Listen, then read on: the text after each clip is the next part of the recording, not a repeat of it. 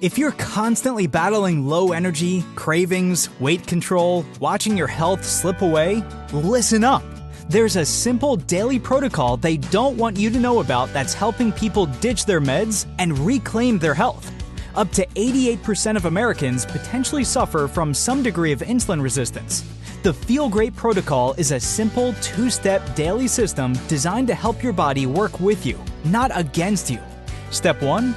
Unimate, a powerful yerba mate extract clinically shown to boost mood, increase mental clarity, and support fat burning.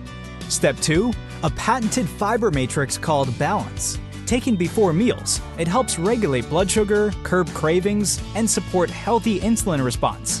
That's it. No crazy diets, no meds, just science-backed support your body actually understands. Feel Great is perfect for you if you have low energy, weight control, high blood pressure, high cholesterol, poor sleep, diabetes, snacking, sugar cravings, gut health, systemic inflammation. This isn't a trend, it's a transformation. Start today to reclaim your health with the Feel Great protocol.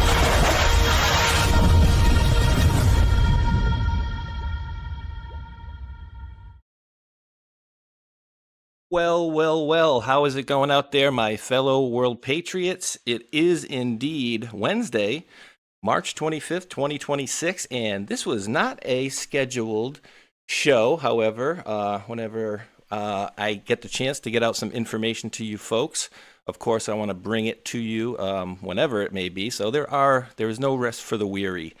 And I'm not weary. I'm feeling great. And I'll talk about that maybe a little bit later. Just did another weigh-in feeling super groovy, but a lot of craziness going on the interwebs. And of course, we know about a little friction going on over in Iran. And I would say that looked like, apparently that was, it says, this person said it was Iran and Russia released an AI video, but it's saying essentially Iran was, putting out this thing, and it's a threat and very much looks like a threat, but if said event were to happen, if there was a big kaboom or something bad to happen, would it be them?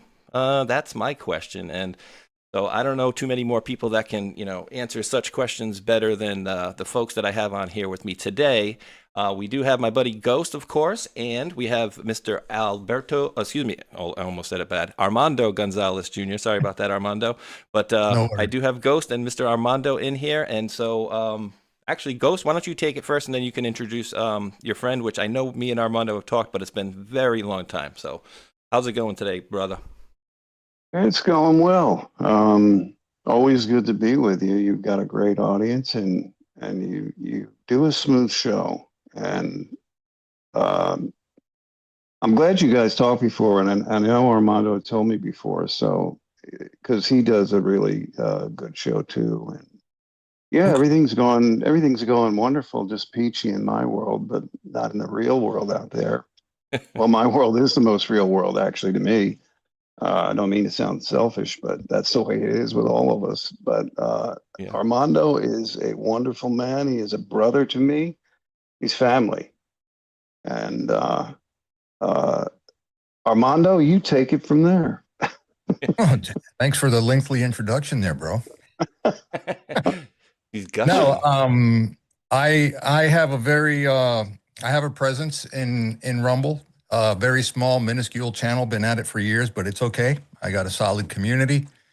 Um, my background, real quick. I was born in Cuba a long time ago. My parents and I immigrated here when I was 8 years old.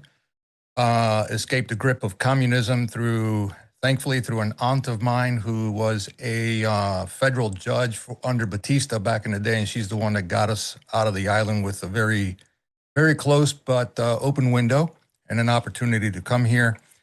We all became citizens of the U.S. Legally. Heck yeah. For those of you that are listening that are not legal, sorry, I have no filter. I'm just gonna put that out there. But then ahead, I went and I joined the U.S. Navy back in the day. I was aviation ordnance, deployed 4 times over to the Middle East. Sailed through the where we're at now straits. Okay, numerous times. So I know that area very, very well. Got out of that, got into the tech space. Currently still do that as a day job. And then I do this on the side, reporting on all things with a specialty in everything in the Caribbean. Don't know much about anywhere else, but my focus is embedded heavily there, obviously, because of my roots. So I have come across a lot of information lately, and I've been talking about it on my platform. If I can plug it, you guys can find me over on Truth Table News World here on Rumble. But Truth Table News World is where you can hit me up on Rumble. And if you guys want to go ahead and check out what's going on there, it would be appreciated. Outside of that, I've been, like I said, Ghost is family to me. We've known each other for a bit. Like you have no idea. Mike also as well, who I call him Doc. Hopefully he'll be around here pretty soon. But yeah, lots to talk about. I don't do tinfoil. I don't do fluff. I don't do any of that, because one of the reasons why I started this channel, I think when I spoke to Space Shot here long ago, back in the day, that was my whole purpose. I try not, and I've been known already to pull my own videos down from my platform when I was advised afterwards that, hey, what you put out there is absolutely fake. It's totally bullcrap. And here's the reason why, and here's the proof. And I've gone down there, demonetized myself, and taken it down, because I'm not here for that. You want that kind of stuff, Control X all you want, but not here. That's only happened about twice. Twice. Yeah. Yeah. I'm putting the links out into the chat. It should have went out to the YouTube and the Rumble side, and I'm putting it over in the Foxhole. That's Armando's link right there, guys. Truth Table News World. And by, from what Ghost tells me, you have your ear is pretty close to the ground with the happenings of Cuba as well. So that's a great resource for people to have, people that we can trust, right? Because, where's that fancy desk behind you? Wait, Armando, you're not wearing a suit. I don't know if I can trust you. You don't have a tie and a suit and a fancy production behind you. I mean, those days are gone. No, I'm here in my, in my tactical Aloha shirt. There we go. And I'm dropping it in D Live right now. There it is. Rumble link for Armando's Truth Table News World, guys. So definitely give him a peek-see. And so one thing, Ghost, before we get on, I don't know if you wanted to talk about it, but I know this is basically a buzz in the whole like Armando was saying on X, it's very pervasive all over the place now, which was, by all accounts, we had Alexis Wilkins, which is known to be the girlfriend of Kash Patel, who is the FBI director currently, put out a long-time post yesterday, a 13 post thread essentially, and it talks about basically a group of people, and then she's talking about the Flynn network, this, that, and the other, and I'm just gonna, tell it right as I've seen it and just how I've seen it, and this is how I'm going to be reporting on this stuff, guys. Anybody have this on, Cash's girlfriend going after General Flynn, and then I put in Tucker and Candace and Kent on their bingo card. I sure didn't see the Flynn versus Cash side of things, right? And I've basically supported both of these guys because they've been pro-MAGA and pro-Trump, and I'm not going to sit here and throw daggers at either of them because I don't know enough to do so intelligently, right? I can't say, yes, General Flynn's bad, or yes, 100%, either way on either of those two. So I'll sit there and wait for the smoke to clear. But I don't know if you guys had any, Ghost, if you wanted to make any comment on that, if you want to just move on to other things, and people need to understand during war there is going to be a lot of smoke and mirrors as well. But take it away, brother. I'd say a lot of smoke and mirrors and a lot of surprises, and everything is revealed in the fullness of time. And you'll find that with every situation in your personal life and in real life. I do know we're being bombarded by a lot of 90% of what you see out there is manufactured garbage. And I think Armando will touch on one aspect of that with regard to Code Pink with Cuba. So Yeah. Let's say I have a little more insight into that than most, and I've only read some summaries of what she said, but the fact that it's coming from her is very interesting. And so I wouldn't discount what you're reading. I would take it into consideration, most definitely. But I'm like you, I want to wait until the smoke clears a little because, I've seen both sides of the fence. And was I confused because of certain, I don't know, let's say relationships, things like that? Yes, I was. And still am. Let me just leave it there. But I would say to the audience, yes, always keep an eye. If they're going to put it out there, dig into it until you're satisfied, and until you feel you found what it is. When it's found to be what it is, I won't shy from that in a heartbeat. But I would wait until let's see what else comes out there, what else is said, what is thrown back and forth, if anything. Because a lot of times, I can't see any reason for that being a diversion right now. I will say that. I can't see any reason for that being a diversion. Seemingly out of left field. Yeah, and there's a lot of diversions out there that are just garbage, or they're real, but they're not soup yet. But they will be in time, in the nearest of time. And people are getting, and the wonderful and beautiful thing is people are getting wiser with their discernment and their ability to break these things down because of let's say, just the nature of it all. We are in a world of deception on every level, in every way. And I don't think anybody would want to dispute me on that. And virtually everything we think we believe to be true is in fact untrue, or not as true as you thought. So crazy. Yeah. And as you were talking, Mike came in as well. So I'll let him take a second to get his audio and whatnot too, and say hello to him. But I also want to give Armando if he wanted to say anything or has any viewpoints on that as well. So let me see what's let me see if he connected there yet. Oh, bing. Yeah, looks can like you guys hear me? Hey, what's up, Mike? Hey, there's the doc. Yeah. Hey, how Hey, you guys Mike. doing? The doctor's in.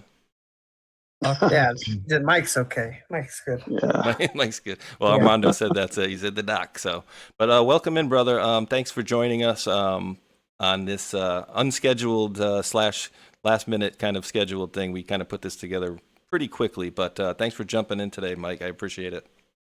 Yeah, thank you. I appreciate it as well. I just apologies. I had to take my wife to the doctors and just came back.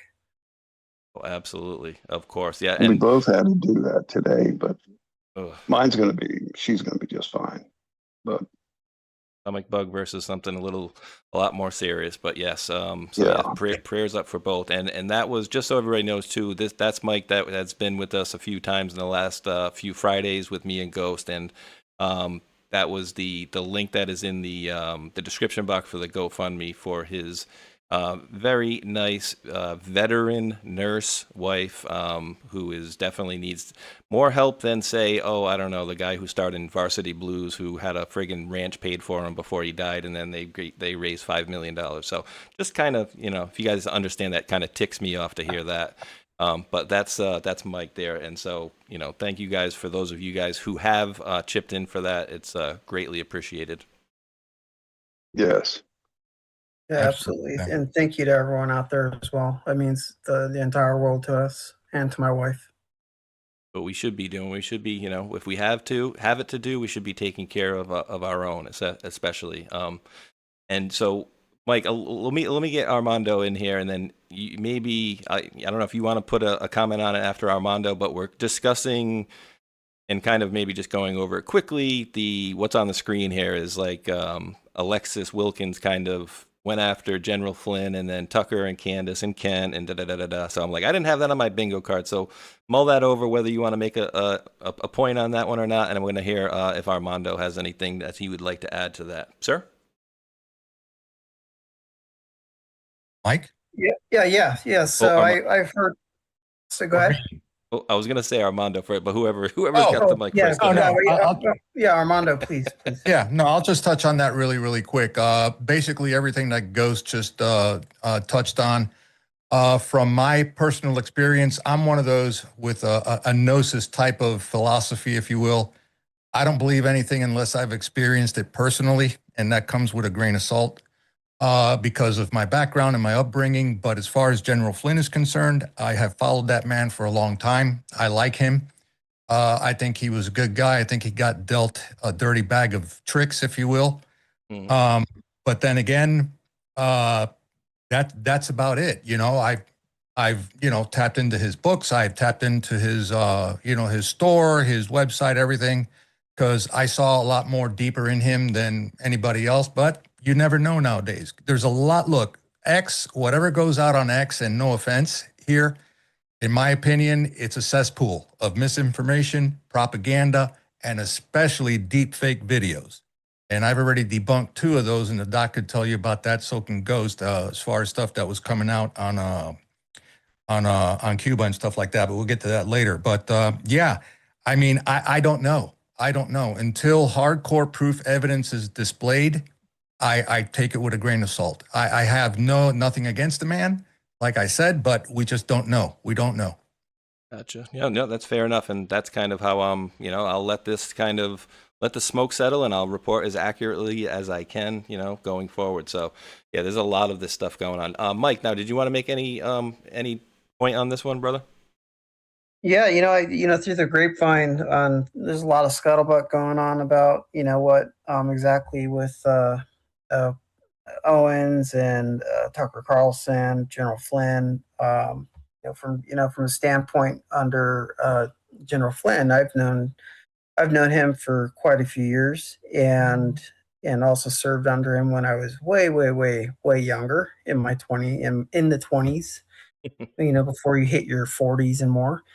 So I've known him to be a very decent person, commander, and but what I've seen today, coming out of the grapevine is, for a federal investigation with all these people. It's just it's almost like, how would you say, too good to be true timing for Alexis Wilkins to allegedly say that General Flynn, Tucker Carlson, Joe Kent, and Candace Owens are under a linked federal investigation.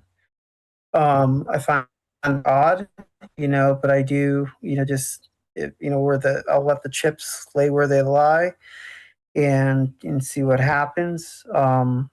It's very odd timing. I did hear about another just some stuff on media about Joe Kent, and I take it with a grain of salt. Especially like someone like Joe. It's just, I take it with a grain of salt until there's factual evidence to back it up. Interesting. Yeah, and so what I've been telling folks here is, and All one needs to do is go on any of the social medias, and everybody knows what I'm talking about here, which is there's a certain country and they have Donald Trump in their pocket, and it's like that rhetoric is just going out and has been going out, right? And so, but I would say I don't agree with that statement personally, right? But a lot of people that are That's kind of, always an easy trap. yeah, yeah. And so You yeah, a lot of know, people that are kind of fence sitters that don't really look into this stuff deeply. But with that caveat as well, we do know that's an issue with, the lobbying, this, that, and the other, essentially. oh, And it's an issue, most yeah, definitely, but but it's an easy trap to fall into. absolutely. Even if you got your shit together and what you're thinking and what you're looking at, it's an easy trap to fall into. And I would just hasten to warn everybody, don't fall into that trap. Look at it for what it is.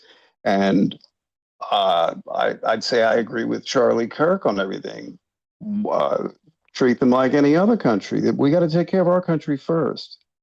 You Yes. know, money's been siphoned to. I would just say go online and go through a Google Earth tour of Ho Chi Minh City and tell me what you see.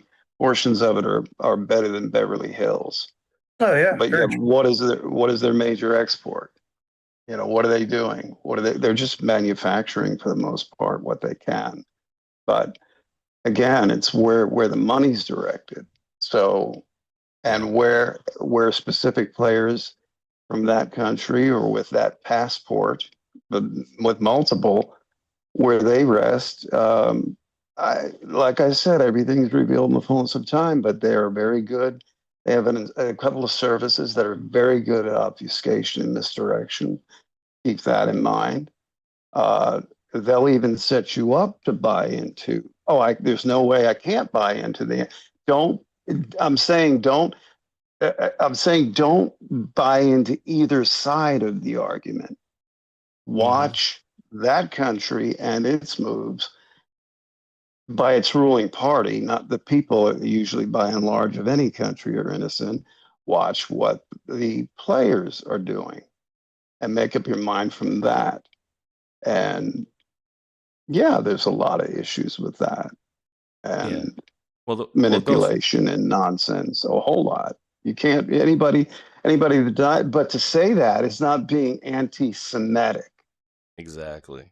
Okay, you're going to tell me you're going to try to put. If anybody tries to bully me into that category, they can stick it where the sun doesn't shine because I'm not playing that game. Been That is worn a out. psyop. Yeah, it's worn And it's out. And like seen better racist. days. Like the same thing is, everything's racist and everything's this, but Everything's racist. yeah, Yeah, but yeah, everything's just racist. really quickly to my point on this, right? And so again, I don't know, I position myself very similar to the viewers in that I'm watching this stuff unfold and I'm trying to report on it as it goes. But with all that stuff in mind, I don't like the, Trump's in BB's pocket or whatever. But with that in mind, I do believe that that type of talk is needed to eventually fix that problem, right? Because if we Oh, I don't ever have agree. the conversation, we don't have these people screaming from the rooftops like, what they're saying essentially, then we never have the conversation and it never gets fixed from my viewpoint, which is, very low informed viewpoint on the world's scheme of things. So that's kind of how I'm I'll looking say at it. one thing on that. I just don't think it's as simple as that. It's an issue, but it's a very complex one. I'll Keep give you that my in point on mind. that too. Yeah. Yep. Don't believe everything that you hear out there. Just understand that a lot of these psyops that are happening right now, based on that statement, we're not too far away from the midterms that could be out there too to sway elections. Just putting it out there. Very much so. Very much so. The midterms. And they're trying to cause a divide too as far as the conservatives, right? And so half of them Correct. probably aren't even really conservatives. So yeah, it's definitely something that we kind of have to just wait to see where the smoke settles and see what happens. And again, like I've said it last week, regarding Joe Kent, I can sit here for 2 hours and say what a piece of crap he is, this, that, and the other, and then I could say what a hero he is for the next 2 hours. But in the grand scheme of things, that's not going to further anything, right? So I don't know enough to But say you either notice a way. lot of the problems right now are coming out that way. Mm-hmm. You know, the Candace Owens, the Tucker Carlsons, now General Flynn. I mean, it's always coming out that it's already got two sides ready for you to choose from. And the way you always have to look at these issues is, okay, I see where they want me to go. They're X or Y. Either one's feeds the beast. Don't feed the beast. Keep your mind yours.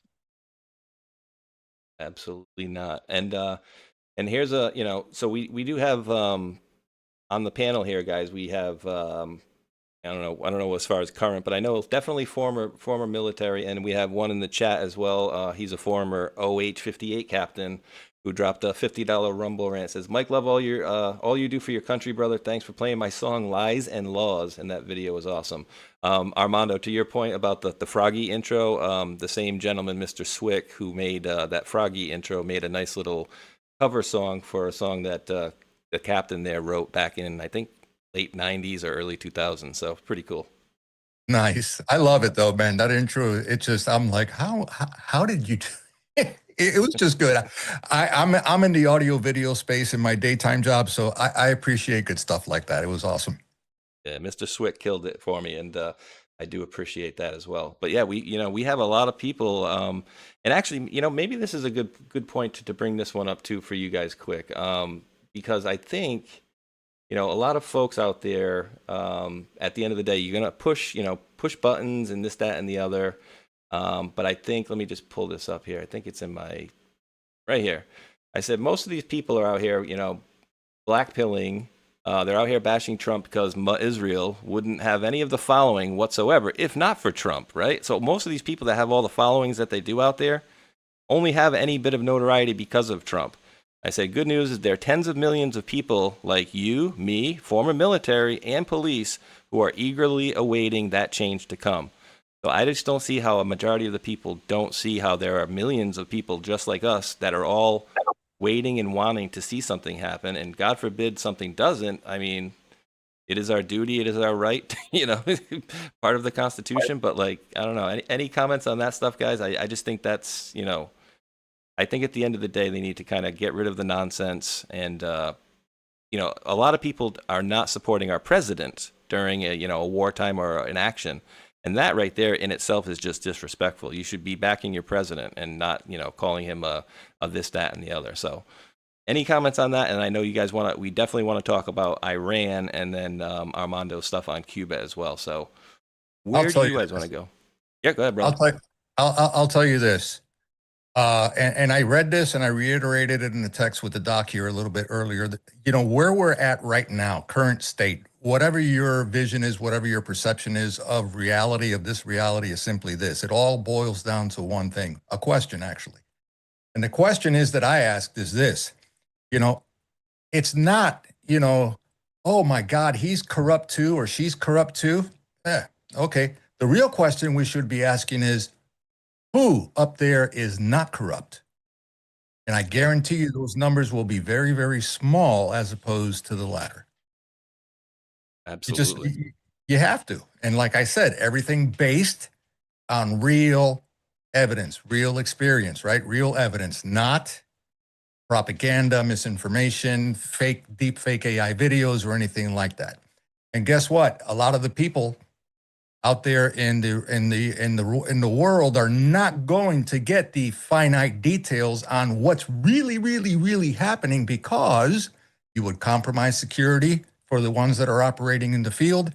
You would have mass hysteria on your hands. You would have chaos in the streets, more than we have right now, because people are just not ready to accept what's going on here. Their mentality, especially coming from my roots, is, oh yeah, that happened. Well, but this is America. That happens everywhere else, but never here. Really? Those days are over. We're in a different space right now. Been over. Yeah, absolutely. And just really, really quickly, this is just for the one comment that one person made, and maybe some other people have some feelings. This is going, back from a show maybe 3 weeks ago, Ghost, and some people are like, well, Ghost, just basically blurt out national security stuff. What the hell are you doing? Just say it. And I'm like, do you hear yourself? No. Do you hear yourself? Like, what does President Trump I- say? We don't forecast what we're going to do to our enemies. Like, so we're privileged to have him here to give us some snippets. And if you guys can kind of weed through some of this stuff, you can get an idea of what we're saying. You know. So, but any comments to that one besides no? You just don't Mike, be an you idiot, take right? that one, buddy. You guys feel like being court-martialed this week, or you know? No, please no. Please no. Hey, but if you're 42 years of age, guess what? You can volunteer. You can join that. Oh, nice. I think they're going to get more quality out of the 30s and 40 somethings these days. Well, I don't know, man. I think that the older you are, the more level-headed you'll be. But anyway. Yeah, very true. So what's going on with Iran, guys? What can we talk about over there? And I'll just set the table in that President Trump the other day says, "Oh, we're making a deal," and then he's like, "The war's won." And then I heard something about some gift that Iran gave them, and they asked him what was it about, and I think he said oil or energy or something along those lines. And so anything that you want to enlighten us on about that region that we can talk about would be greatly appreciated. But we're kind of getting what looks like a little bit of mixed messaging. And is that to manipulate the gasoline market a little bit, perhaps? I don't know. Is there other ulterior motives to that? That's above my pay grade and right into yours. So what do you say, Mr. Ghost? And then, you guys obviously pass it around. I think, unfortunately, even with something, I think what's happening there for the people of Iran, and I think it's showing the world that we're wielding our power a little more wisely. Because power without wisdom is like empathy without wisdom. It does more damage than good, obviously. That's a duh statement, but I think it has to be said. I think what we're doing, all you have to do is see the majority of what's really coming out of Iran, and it's going to people who have ties to Iran or family there, and they're the ones putting these out. And what you're seeing is people that are they're 6 blocks away from a 1,000-pounder taking down an IRGC apartment block, and they're cheering and crying and saying, "Thank you, America. Thank you. Thank you, President Trump. Thank you this, thank you that." But they're thanking us. And I've said this on a few other broadcasts that I think for the first time since World War II, if you have, say you cut that pie in half, there's a little more than half this time that's actually a righteous use of force. And the way they executed it was good. I think the way it was jumped out in front of knocked the globalists and deep state actors on their heels, because a lot of them didn't know how to react. And it's overall, and yes, unfortunately, in any kind of thing like this, you've got the human greed factor. You think big oil is going to let something go to waste? No. And then there was an explosion and fire at a Texas refinery. Awfully interesting timing on that, since our refineries usually are built so well, you rarely have an accident these days anymore. It's very rare. I mean, a major fire. And they said, well, that may affect the prices of gasoline. Right now, our prices of gasoline should not have been affected.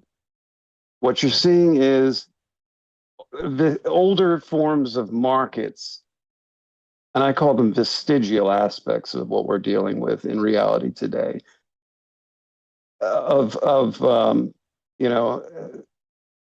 commodities thinking. And you've got that coming into play, gas futures going up because there's a conflict. Just because there's a conflict doesn't mean gas should go up. We don't get anything through the Straits of Hormuz. Other countries do. Well, gee whiz, China, what is it, 78% of their oil comes through that waterway and a majority from Iran?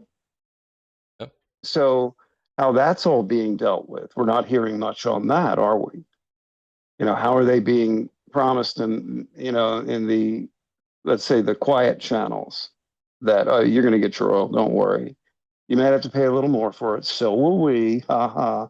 No, that's big oil talking through these, let's say, walking dildos we call Congress. All of them are, with the exception of maybe a couple. And then it's like Mr. Smith goes to Washington, eventually they get ruined too. Or, well, in the movie, he didn't. He just stood his ground and cried. Well, we've seen enough of that from the wrong people, the really wrong people in that body. But I say all that to say, yeah, there's going to be manipulation of prices and commodities. And when energy is affected, gas and diesel, well, that affects everything else. And it costs more to get food to market, let alone other goods and stuff. Food and medicines are your most important. Those are the things I look at first. And it's just the nature of the beast, again. And the best I think most people can do is don't feed into when you think you're hearing nonsense. Treat everything as bullshit until proven otherwise. Yeah. And I'm not being dismissive or exaggerating that. I mean that. What is it? So I'll Believe leave it nothing you there. hear and only half of what you see. Mm-hmm. And True. to your point here, the deep state not knowing what they were doing, he went in there and says, "Oh, hey, UK, can we use some of your carrier?" No. And we hit them, and then they're like, "Oh, you know what? We'll send some carriers over." And then President Trump posts on True Social, "Oh, hey, Keir Starmer, no, we don't need you to jump in, late to this." And is it because they have a relationship with Iran? And then to that point, to your other point, right here it says basically allies need to step up and start helping with the oil that they need more than we do. So it's, again, I think Right. he's highlighting the fact that, like, hey, we're being the world police over here, and we don't really need it as much as you guys do, but none of you guys are helping. Yeah, we gave them the bloody nose. You come in and start mopping it up because you're benefiting from the Straits of Hormuz. We're not in most ways. In a large way, we're not. So yeah, that's all I have to say about that. So just kind of go in order. Armando, anything you want to add to Iran? And actually, is there any kind of parallels that you can see from Cuba and Iran as far as maybe deep state folks or people kind of overlords running the place? Yeah, and they've been there for decades, probably 50 years in my opinion, not the whole 67. But when it comes to that part of the segment, I'll give you a little bit of history on who is in Cuba verified. And yeah, they're players over there too. They've been players over there for the longest time. Now, when it comes to Iran specifically, and the Iranian people, I found it interesting. I read a piece earlier today where you have civilians, regular folk in Tehran, out of their apartment windows or the house windows and stuff like that. They got cell phone, they got connectivity, they got GPS pinning and stuff like that. And they're dropping intel to the Israelis on, hey, IRGC factions are here, they're over there, they're here, they're there. And that's how they're systematically taking these people out. They're sharing even sleeping in cardboard boxes. I don't mean to interrupt you, but even sleeping in cardboard boxes. Some of them were even sleeping in cardboard boxes to hide their identity, but they were doing it in a group, and I think one of them got smoked. Mm-hmm. But that's what these people are doing. Everybody's, oh, freedom, freedom, freedom. No, man, look, freedom is only paid with one commodity, and that commodity is what? Blood. I'm sorry. It just is. It just is. And, these people haven't had, they've had what, 49, 50 years of this, occupation. We're at 67. Venezuela had it, what, since the 90s or early 90s, late 80s, early 90s. And I'm very tapped into that community also as well. Trust me. And when the wife turns on, oh, let's watch Fox News, see what's going on in the world. I'm going to grab a cup of coffee. I'll see you later. Why? Don't you want to watch it? Nope. Why? Because 80% of what they're reporting out there is irrelevant to what's going on. Irrelevant. Why? Because they're told what to report. And we all know by whom. They're not going to give you the whole story, not 100% of it. They'll give you a little bit of crumbs, and even those crumbs are not really true crumbs. They could be pieces of plastic, if you get what I mean. You're not going to get it. You're not. So yeah, that's what's going on. As far as the oil and the Straits of Hormuz, I mentioned earlier back in the green room, I've sailed through that spot numerous times under my deployments. Beautiful area if you like sand and you like just the scenery because you've never seen it. But from on top of a carrier, when you're looking at that, it's like, oh my God, we're too close to both sides in certain areas. Other ones are pretty open and stuff like that. It's a spooky place, at least when I went through there, and it was peaceful at that point in time in that specific area. It was still creepy, huh? It was still creepy. I'm like a sitting duck, right? I mean, you're basically a sitting duck out there, should they want to, Dude, a carrier, if based on the technology back in those days, which was adequate for the times versus what we have right now, it would be like shooting fish in a barrel. You had to have Overwatch. You had to have advanced deployed teams to make sure everything was safe for them to go through, and that was happening. That was going on. AE-6Bs in the air, scanning stuff, and that was back then. Today, wow, yeah, but oil prices have dropped. So again, it's one of those factors, like we said in the very beginning of the broadcast. We just don't know. We just don't know. We're not getting, and we're probably never, ever going to get real detail as to what's going on, okay, when it comes to this. And Trump told us about this a long time ago. He told us the storm is coming. It's coming. And we're going to go through some really, really tough and challenging times. It's going to get really tough on people before it gets better. And everybody keeps beating the guy up. Oh, man, I can't afford anything. I can't go here. I can't go there. Everything's expensive. Yes, he told us. And we're going through that transitional phase right now. But people don't remember. They only see what today's about. How much is gas? Can I afford it? Well, crap, guess what? I got to pump gas too. Do I like it? No, but I understand. Yeah. And to you guys' point, as soon as they had the attack happen, it was like, oh, gas stations, an hour later were like, oh, back up to 350 or 380 from, 289, 299. And it's like, I was talking to the guy that works there. I'm like, you guys didn't buy that oil today. You bought that months ago. And so that's the old price. And of course, everybody's being opportunistic.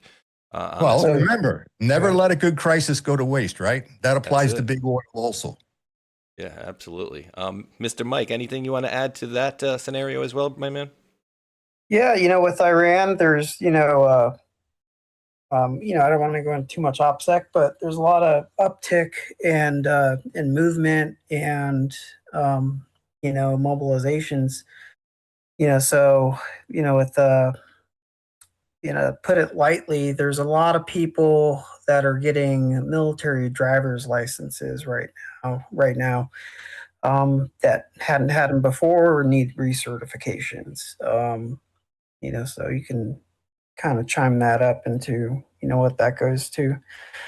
As far as, with I don't want to speak too much on the military aspect of it, but with Iran itself, we've taken out all of the major power players, and now it's down to its regional, power players, its commanders, everyone that's in charge in the regional areas. And if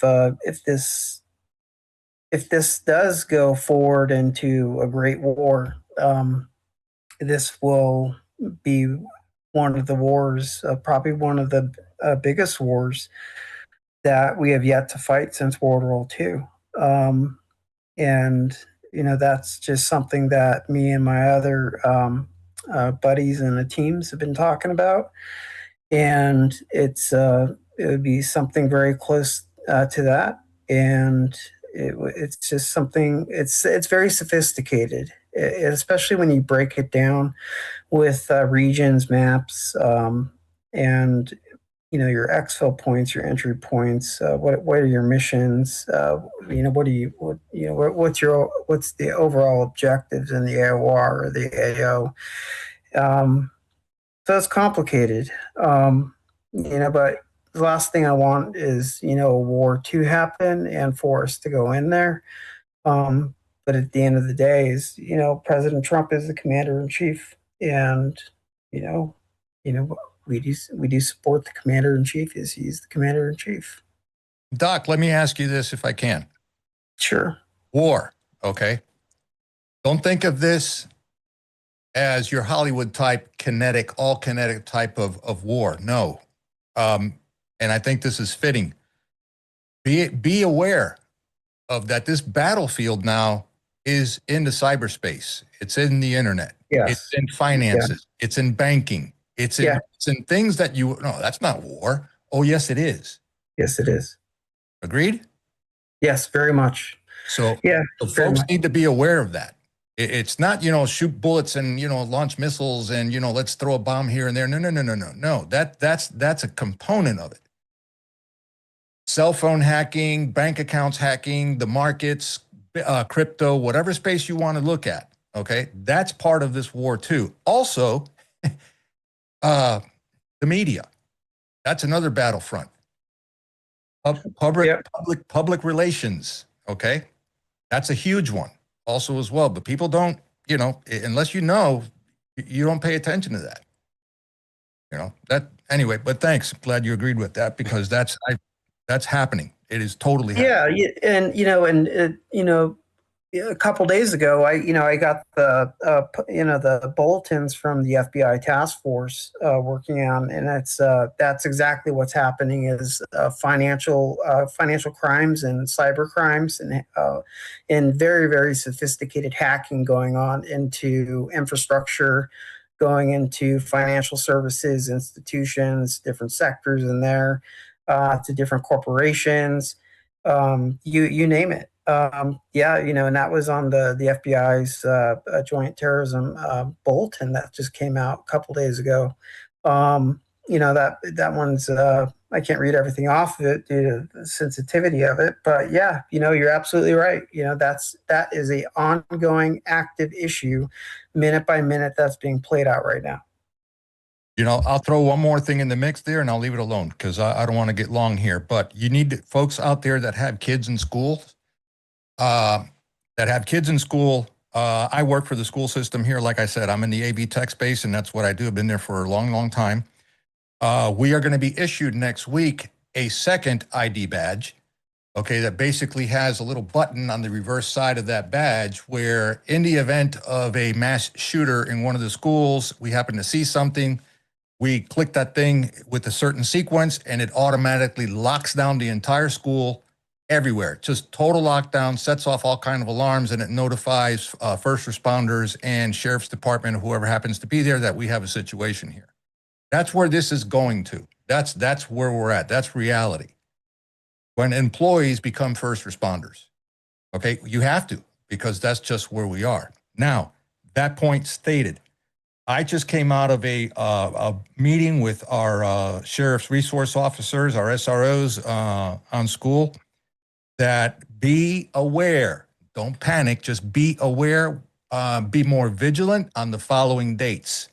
That would be Sunday, March 29th, April 1st, April 3rd, and April 5th. They are all recognized Catholic church days, if you will, okay? Which means lots of people going to church on those specific dates, lots of gatherings and things like that. You've just created an environment in a soft target for the evildoers to take advantage of. I'm not saying it's going to happen, okay? But that level of awareness just escalated amongst us where we work at, just to be aware. Just be careful when you go out there. If you're allowed to carry in your churches, do so. If you're not allowed, I don't know. You may have to use your best judgment, feel things out, be a little bit more vigilant, more alert, have your head on a swivel, basically. But just know that those dates did come up in our briefings. That's all I got. And actually, this is like God type of stuff because it's weird. I was looking through my DMs yesterday, and there's an account out there, and I think I've asked Ghost in the past if he knows them. They go by Entheos, and so I think it's a group account, but they've posted out a lot of very interesting things over the years, essentially kind of showing Trump doing things, kind of mixing in with Elon Musk. And we'll just put it this way, a lot of ahead of times things that they've put out there. But this is something that they told me to get out, and this was kind of going back a little bit, but he says, there's been a great deal of chatter regarding the possible K through 8 school coordinated attack actually using kids, children. Make sure anyone, and you and anyone else that you know with young kids in public schools, go over safety protocols, see something, say something. Extra scrutiny on young kids of Middle Eastern descent or converts. Not the parents that are evil, it's the parents and the it's not the children that are evil, it's the parents and the trainers. Ties back to an additional evidence found, never made public, by some guy from New Mexico. Philip Haney, been tracking this prior to his murder, not suicide. So basically, kind of gave me that same warning that Armando did regarding schools. So definitely see something, say something, and be careful out there for sure. And of course, what of course is the worst thing to do is go after children or a place of worship, right? So hit them where it hurts the worst. So definitely need to be cautious of that fact as well. So I would also say, interests. So it would behoove everyone, wherever you are. And if you're in one of these cities where you can't carry a weapon, I pity you, because the first thing you're going to get on your knees and pray for when something happens is for a gun to drop out of the sky, and it's not going to happen. So there's soft cities, soft regions, and many soft targets. And I still think with all of this going on, it's only been 26 days. Hasn't it? 26 days, thereabouts? Oh, yeah, something like that. Really want to get technical about it. Yeah. So that's not even enough time for, let's say, organized cells to really get their act together to reconnoiter their targets. And there's been an uptick in number stations type activity. This goes back to World War II, actually World War I, where when radio became a thing early on, you had basically, let's say, agents in the field, operatives in the field who they had one little piece of paper going back to World War I. And if they tuned in on a certain time, certain day, shortwave broadcast worldwide, depending on your wattage, 30 watts on a good conditions will get you halfway around the world. These things are pumping out 10,000 watts. And you've had an uptick in that. So whether some people are hoaxing it, and I don't see why intel agencies on any side would hoax that, because not very many people know what a number station is. Radio geeks, I'm a radio geek to a degree. Armando is. I know Mike knows this. Yeah. And there was one that kicked off right after the beginning of the war. And I sent it to them and I said, this guy in England, he's on top of this stuff. And it was literally within 48 hours of it happening. And it was happening every evening at a certain time. It was in Farsi and it was giving out words and numbers. So these are things that all the NSAs in the universe can't decrypt them unless you know who the recipient is and what they hold in their hand. And if what they hold in their hand only has one other counterpart, and that's with the broadcaster, there is no way. That's like trying to talk to, say, an alien civilization without using math, and even then you'll screw it up. You'll never know what the instructions are and where they are and who they are when you're talking about something like that. So this is all stuff to bear in mind, just to say everybody should be at a heightened level of vigilance and where they go, what they do, what they see. You know, if you're in an area where you don't usually see Middle Eastern looking types, sorry, but profiling works. And if you want to call that racist, F you. I'm talking about reality, not fantasy. And, you know, and you got a cop who's a friend of yours, I don't know, let him know. Because it's not all going to be in the big cities or in the soft cities. It's going to be, and it has been proven, they're everywhere. As rural as you may think you are, Nebraska or wherever, they're there. And it's larger numbers than have been publicly released. So we'd be idiots to live in La La Land and think that something or anything can happen. Of course it can. Ask people what they were thinking and feeling on September 10th, 2001, even though I know it was an inside job, regardless.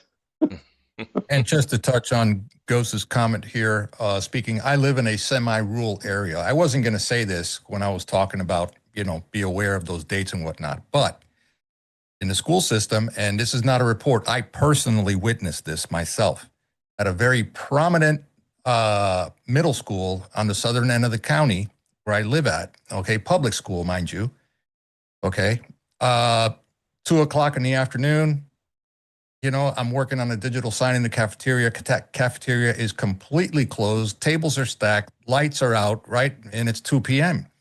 And these 3 boys walk in, I'm going to say maybe 4th or 5th grade, right? And I turn around, I look at them, no big deal. They're probably getting something for the teacher or whatever because everybody should be in class. Now they start talking amongst each other.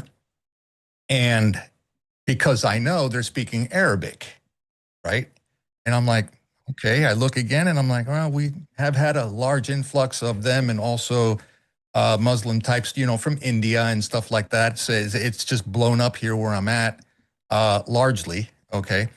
And then I'm like, didn't pay any attention to it, kept back doing what I was doing. And all of a sudden now they're speaking Arabic, but they're speaking in unison.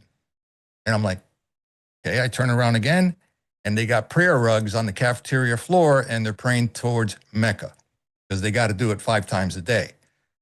Right? So then I paused for a moment and I went, I'm like, that's odd. So they're allowed to leave class. They're allowed to go through their prayer sessions, rugs on the floor. But what happens to the non-Muslim kids that are in school? Don't you think they're a little curious at that age saying, hey, how come they get to go and we can't go? Or where's, so basically it's like Jesus is out, Allah is in, and you're going to like it and not say anything about it. It went as far as to now we have halal cheeseburgers on our school lunch menus. So I'm sorry, we have a problem. I don't know how it is in your state or if this is happening wherever it is that you live at or in your schools, but just be vigilant about this because this is an insurgency. This is a recruitment tool because you drive curiosity amongst the other kids, okay? And then when the interest peaks and they start asking questions, like Ghost said earlier, not the parents, but the kids trained by the parents, okay, there you go. And I brought this to the administration. I said, you know, what, you know, what's going on? And one of the teachers says, well, they should just be homeschooled. And I says, no, they won't homeschool because that defeats the purpose. They're there for recruitment purposes. Understand that. I know it sounds harsh and it sounds racist. Don't care. I really don't. This is reality. Okay? They will not homeschool. This is part of the plan. And remember, Johnny or Mary, you don't want to be labeled as a homophobe or an Islamophobe or any other type of phobe that's out there. Oh, can't do that. But, you know, you can't say Jesus or God in school. No. Allah's good. It's okay. We have to be inclusive, right? Well, sorry. Didn't mean to go on a rant. Oh, that's great. We got plenty of time too, Armando, so that you guys all don't have to be short. And actually, to that point, you know, besides all the other kids going, oh, wait, they get to get out of class. I want to get out of class. What do I have to do that? Okay. And then also, what about 3 kids roaming the school by themselves? And, oh, let me stop over at the thing where I put this kaboom thing and, you know, they're unattended. So they could be doing anything. So that's very, very dangerous. Very dangerous. It is. Very. Yeah. And what's interesting, what you're talking about with the kaboom thingies, there's been a large uptick in IEDs being found all over the U.S. By local and federal authorities, and then we have to call in EOD or their teams to take them apart or blow them up where they're at. So that's been an uptick in with IEDs being found all across the U.S. I'll tell you something. Thank you, yeah. Mike, for sharing that, because I forgot to mention this, because I'm a little bit nervous on time, so sorry. And for you guys, not me. I could sit here. Ghost will tell you I can talk for forever. Be very, very aware of this scenario also as well. Doc just said it perfectly. Okay. At least where I work, all FedEx, all UPS, all Amazon drivers that deliver packages to schools. Oh yeah. They now have to be checked by SROs. Because you don't know what you're getting, right? You don't even know who the drivers are. Look at what happened at our Air Force bases with laundry trucks having IEDs inside them. Well, they could easily be in any delivery car, any delivery van, right? Because you can fake what a UPS truck looks like. You can fake what a FedEx truck looks like, or an Amazon truck.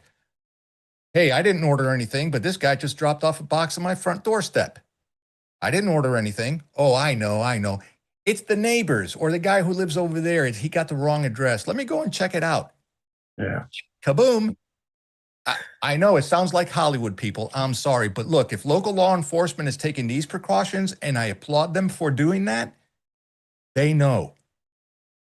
They know. Well, yeah, and Armando, to piggyback on that, on the military side of things, when you have FedEx, UPS, or any of the other services coming into the military bases, they have to go to the visitor center, to get all checked in, and once they're all set up, they come in through the main gates. Well, let's say you have your main driver who comes in Monday through Friday doing his deliveries to the logistics receiving center, the LRC. He may not know that there's something in the van that's in there, and that, that's just something, that's been brought up and talked about is through MCOM at LRC is, what if the delivery driver's, delivering something he's not aware of inside of the vehicle? Okay, so now we got to bring up portable scanners, all sorts of detection equipment, just the whole 9 yards of it, and it's. So, everything's being ramped up. And so does the delivery driver have a CDL license that's valid? Does he even speak English? And what's he doing driving an 18-wheeler to one of our military installations to go drop something off, and you can't even communicate with whoever's standing guard? Okay, I'm sorry, guys. This is real world shit. And this has actually happened at numerous of our Air Force bases here lately, that the media is not talking about. They're not covering.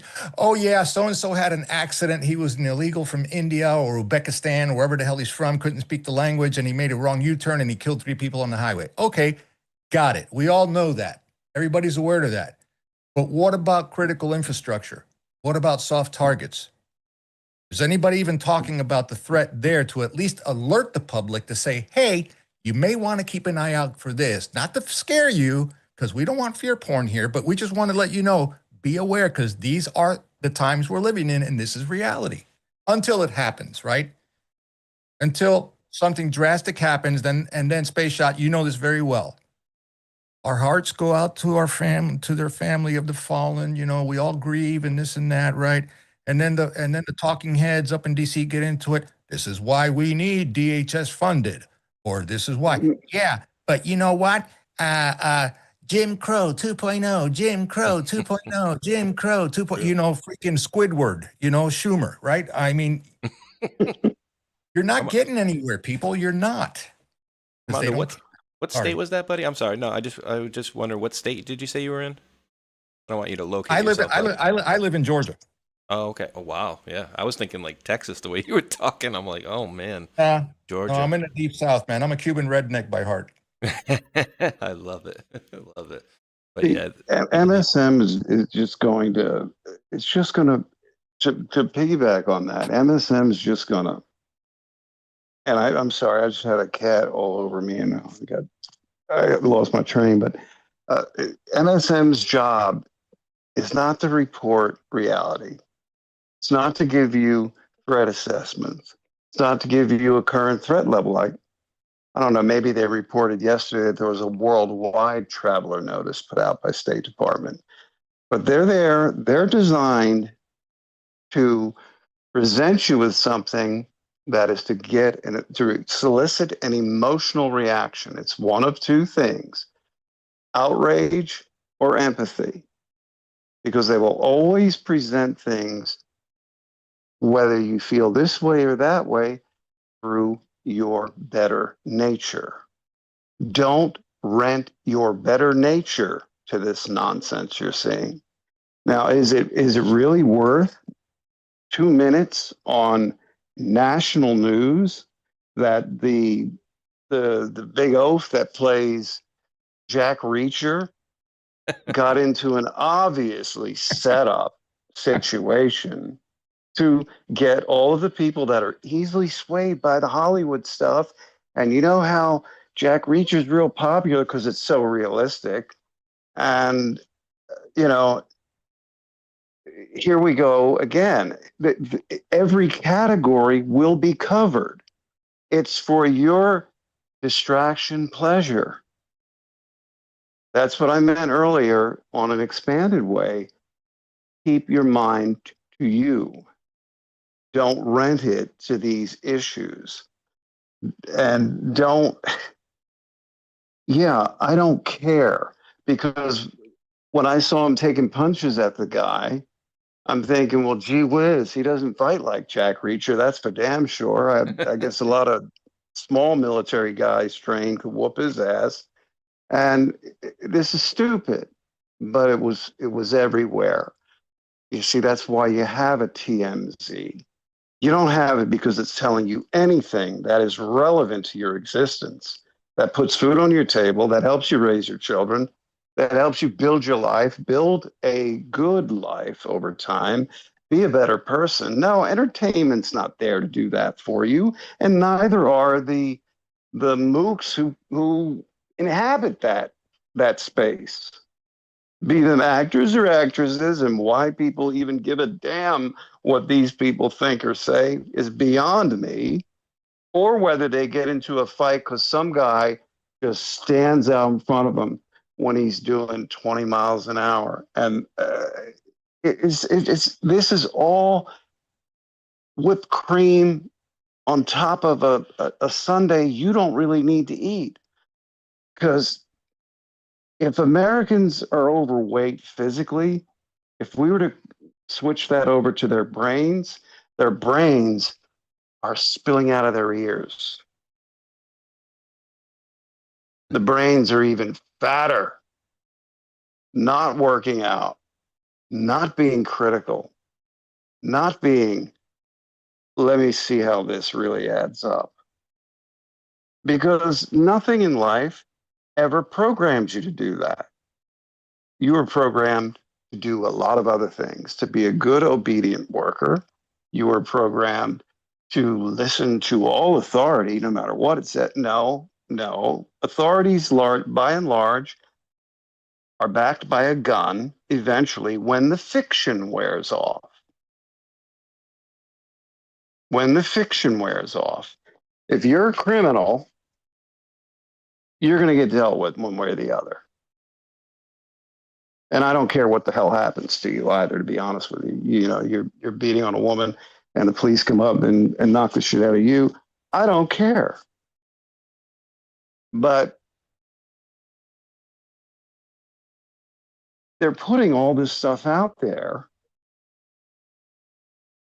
for you to be distracted with. Now, people on YouTube and other things that are making a lot of money off of showing these different things, hey, they're just normal people making a buck on something they already know to feed into. They're smart enough to say, yeah, people like to watch this garbage.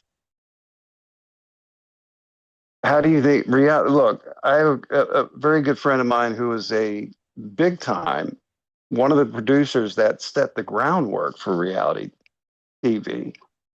And he'll be the first one to tell you It's more scripted than you ever would imagine. So all of this, when it finds a psychological niche, is going to be amplified. And MSM is there to give you hot button issues, things that make you mad or emotional, et cetera, et cetera, et cetera. You know, and Maryland, even the lawmakers are in on it, whether they know it or not, and they're being paid to do it on the side with so many sweetheart deals, like Maryland, now putting tampons in men's bathrooms. I don't know shit about you, but the state I'm in is never going to do that. And if the people in Maryland don't get up off their asses and do something about it, then you deserve tampons in your men's rooms. I'm saying take responsibility for yourselves in these times more than ever. Because you're going to have things shoved down your throats or presented to you on the ground, in the sea, in the sky, that might not be what you think they are. Very good point. So, And the closer that we get to the midterms on a weekly basis, the more this is going to intensify. Trust the me. dumber it's going to get. Yeah, he's absolutely right. It'll intensify. It always does. But watch start to figure out. And I know it's like people are saying, probably rolling their eyes going, yeah, but I don't know what to look for. Yeah, you can easily educate yourself on what to look for if you want to. Very easily. A lot of the things that we talk about, others talk about. Clue into that.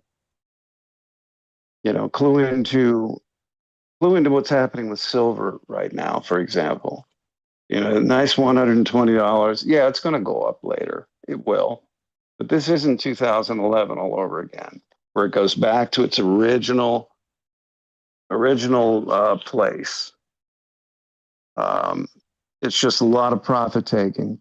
And whether you know it or not, a lot of money is made on misdirection of your attentions and misinformation of your knowledge banks. Oh, hugely. Let me read Yeah. a couple quick thank yous here, which is actually going to push me into a direction here, which I'm not going to take the show off of our current thing here, but I think you'll find this interesting. Let's see. Cyrus the Great dropped the Dollar Rumble rant, says OPEC is the opportunistic agency that determines our gas prices. Maybe this conflict will help is to expose that and to add to the argument of leaving OPEC and maybe even NATO. So hold that one for a second, and I'm definitely going to hit that one. So thank you for that one. And then Ellen from Truth Teller Tales, who I was on her show a couple weeks ago, was it now? Dropped the $20 Rumble rant, says, I'm enjoying this discussion. Thank you. So I pinned that one. I'm going to pin Ellen's for a second as well.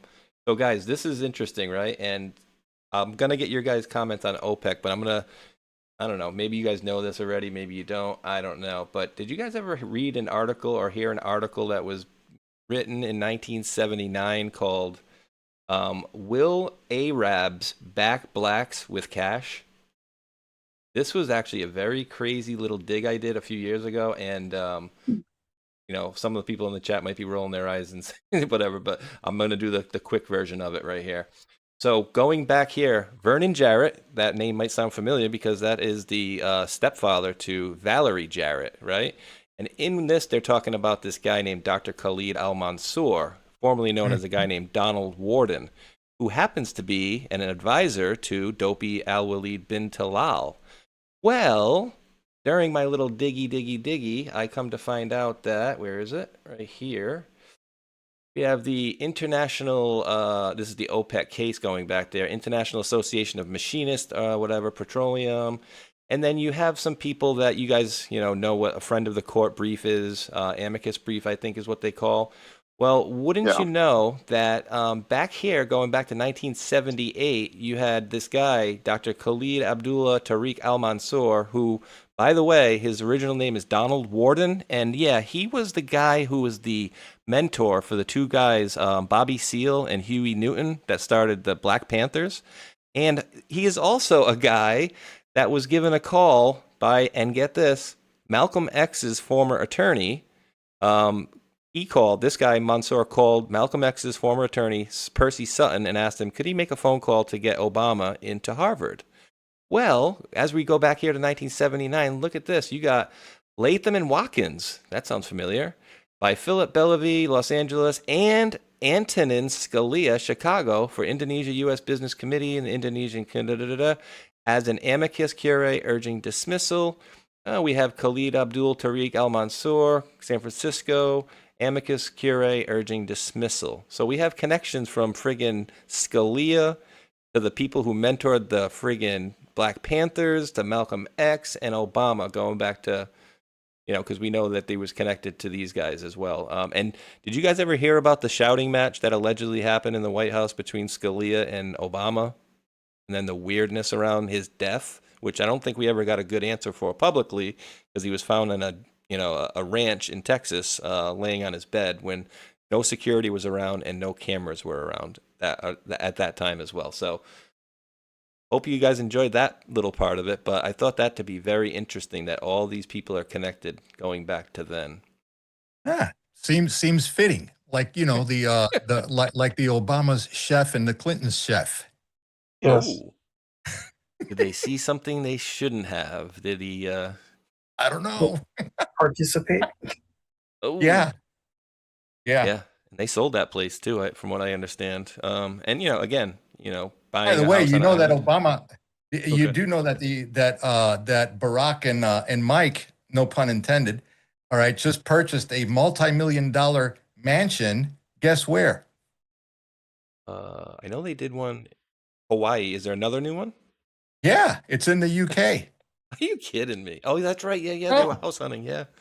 Wow. They were house hunting over there, and all of those unreported trips that he took over there by himself to what is it? What's the name of that famous street over there?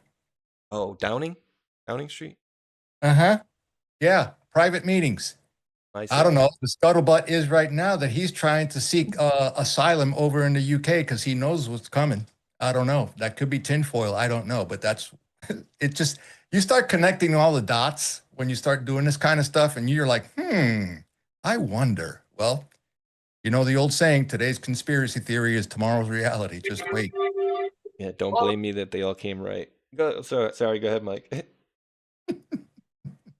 If you were going to say something there. And I'm just actually, you basically popped something into my head here too. And for some reason I'm searching the word worldwide.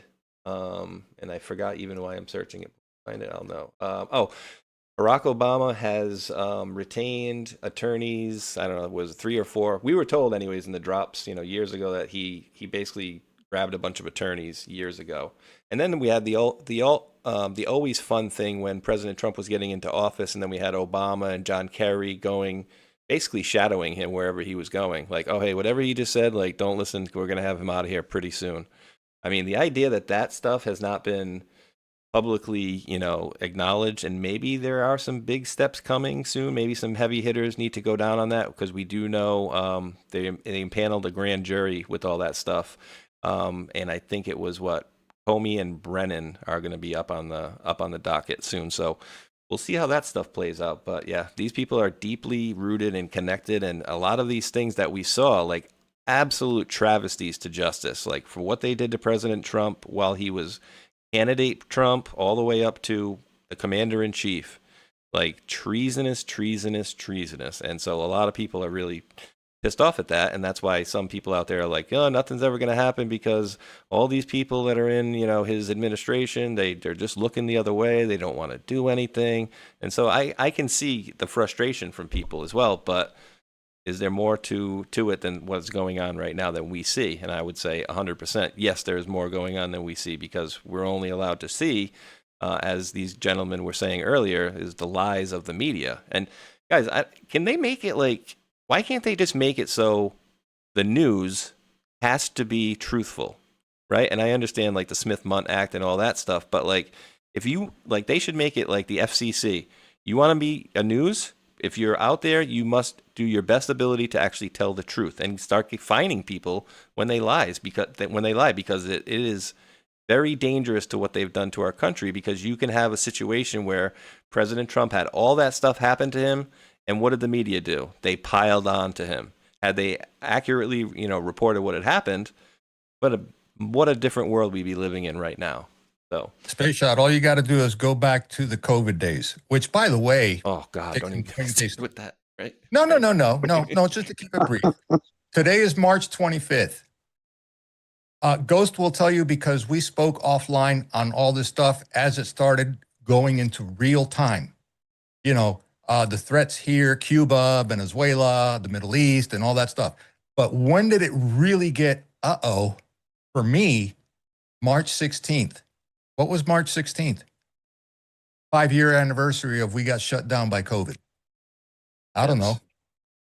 Think about that. Let it sink in. All this is connected, guys. It's all connected. All of it. Holy crap.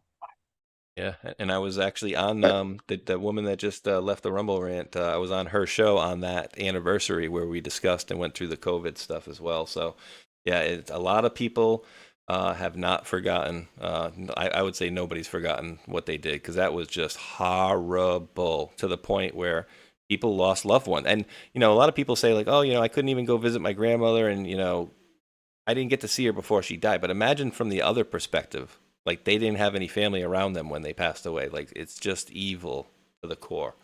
Absolutely evil. And actually, to that point, people are still dying from it. Yeah. What they call long COVID, this, that, and the other. And my buddy, Patriot Politics Research, which unfortunately his mother passed away due to complications.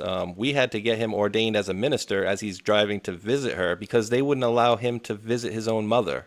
So we said, oh, what can we do? All right, we'll get him ordained as a minister, and actually tend to work. But he actually dropped a $10 Rumble rant. He says, Israeli NGO HIAS, H-I-S, Hebrew Immigrant Aid Society, used our tax dollars to assist illegal aliens, including thousands of Muslim terrorist sleeper cells, into the U.S. via Biden's open borders. FFs are ahead. So thank you for that, brother. And also, due to that, keep your head on a swivel, just like these guys have been saying here as well.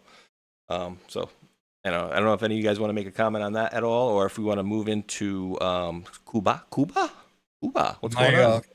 My good friend Carlos Garcia, ordained minister at a local church here in the big city, moved, went back to South Florida. Known that man, God, a good part of my life. Perfect health, no habits, nothing like that. Good guy. Got pneumonia, COVID, after he moved to Florida. The wife called the EMS. EMS showed up. They put him on a gurney and they put him inside the vehicle. You never saw him again. Ever. Gone. Okay. Ordained minister. Okay. And on his deathbed, they were going to put him on a ventilator. Okay. And that's how they got rid of him. They blew out one of his lungs. I don't know if it was Mitsubishi who made the ventilator, GM, Ford, who the hell knows. But anyway, he called the head of his church and said, can you come over and give me my rite of passage? Because I know I'm going to go. He was denied. What? Nope. Everybody's under quarantine. No one is allowed in there. Only hospital staff. He never got it, and he died. That was personal for me. And along those lines, many others. But anyway, sorry, I didn't want to wrap into that. But you're good. No, I mean, it just, and I wasn't kind of scoffing. I was kind of scoffing at myself earlier when I was like, and COVID on top of all that crap, right? Like, oh my God, all the stuff they did to President Trump. And so here's the thing that who was I sending this to? I actually put this as a comment to somebody who said to me basically yesterday that they weren't a Republican and they weren't a Democrat, and they basically see, I don't even know if it was basically on YouTube, but I'm like, listen, have you guys ever, because he's like, the Uni-Party is basically it, and Trump's just part of the Uni-Party, and I'm like, well, they surveilled him before he was president and all of his team. They put him under investigation. They researched him and investigated him 10 ways from Sunday and couldn't come up with anything. Then they tried to impeach him. They tried to shoot him, tried to impeach him again. When in history have we ever seen, and I think I even put in parentheses besides JFK, when have we ever seen them go after a president like this? It doesn't look like it doesn't look like two parties and one party's fighting for their president. It does look like the Uni-Party is going after President Trump and has been for a very long time. And to Armando's point, I think it was earlier, is not to find out which ones are corrupt. It's like try to find the ones that are not. So many. And I mean, guys, is this where we need to eventually go? Like, do they need to break down this system? And I'm not an anarchist. You know, I think we need guardrails, but this government has just gotten so out of control. I mean, just how many people they have to hire. But go ahead, buddy, if you want to go for it. We need a retooling of the whole thing. Is it a uniparty? No. Is it a unipolar view that the PSYOP wants you to look through? The ultimate political PSYOP wants you to look through? Yes. But you still get to choose, don't you? Kind of. Hear what I'm saying? Break down the reality, the minutia of that. You have two choices. That's all. Go to Italy. 6 guys get together in a pub. There's a new political party. They've got about 40 of them. And it changes every day. It goes up and down, up and down. But it shows you all of the regional, in a smaller country like that, all the regional and, let's say, political differences that there are. It's a very difficult country to navigate if you're going to navigate politically. They got around 40, give or take, at any one given time. Even the granddaughter of Benito Mussolini, I think her name is Alessandra Mussolini, had her own part, was top in a very, very conservative party, but there's actually parties that go further to the right of that. They want you arguing left, right, conservative, liberal, when in reality, there's what do I need in this part of the country? What do we all need? What's the greatest good for the greatest number that's not externally philosophically based? Then it's brought in, but rather, what does your city need? What does your county need? What does your town need? What do you need? And let it extend out from there. I've never identified with either party, ever. Not even since I was able to vote. That's a long time ago. It was always, who's got the better ideas at this one time? And if you go back to the 60s, what you have today in what they call the Republican Party is a lot of what you had then in what they called the Democrat Party. And if you go back into history, and I think Ron Partain is the best one to break this down about the Civil War era, all of the social programs were known for, and that was the difference then. It was a blend, a mixture, a remixture of all the same, let's say 5 or 6 major concerns people have: education, medical, retirement, race, meaning civil. Let's say that's not good at race because that's their go-to card every 10 years is race. And if you want to buy into that, be my guest. You want to be a victim? Be my guest. Because I can tell you as an older white guy, if there's some white privilege, I want me a piece of that pie because I ain't never had none. Okay? Again, reality. Privilege. Yeah, where's mine? Reality. We're talking reality here.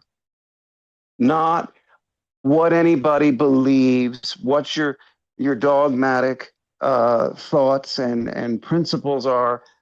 No, because in reality, morality does change. There are certain fundamentals you stick to. Don't be a pig with your genitals, number one. I can tell you that as an older man. It's a stupid thing to do. It creates a lot of mess, especially if not in your life, and I don't care about the adults' lives who engage in the promiscuity and all that, you're an idiot.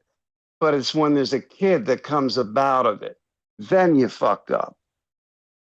All right? You see what I'm saying? I'm talking about common sense, pragmatism.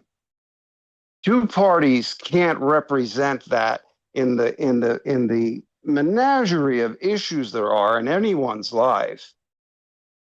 And they're always looking to these parties to address it. I got news for you. if you're fucked up in the head or your life's fucked up, go no further than the nearest mirror or reflective object. There's your fucking problem. Okay?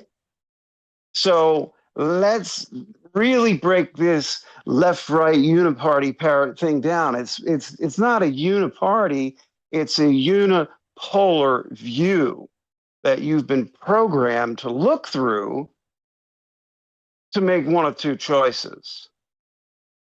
I'm libertarian on some things. I'm very conservative on others. I'm independent on a lot of it. And I might be what somebody might call liberal on certain things. No, if this idiot wants to make that mistake, let him go make it. It's the only way they're going to learn, because they ain't listened to you so far, have they? But no legislation is going to fix morality. No legislation is going to fix human relations. All you're doing is you've been raised in a paradigm that is much more complex than anything we're touching on now, that leads you to the one conclusion, to that unipolar result, or where you want remedy for these problems in your life. Politics. Politics is not there to remedy you. It's there to control you.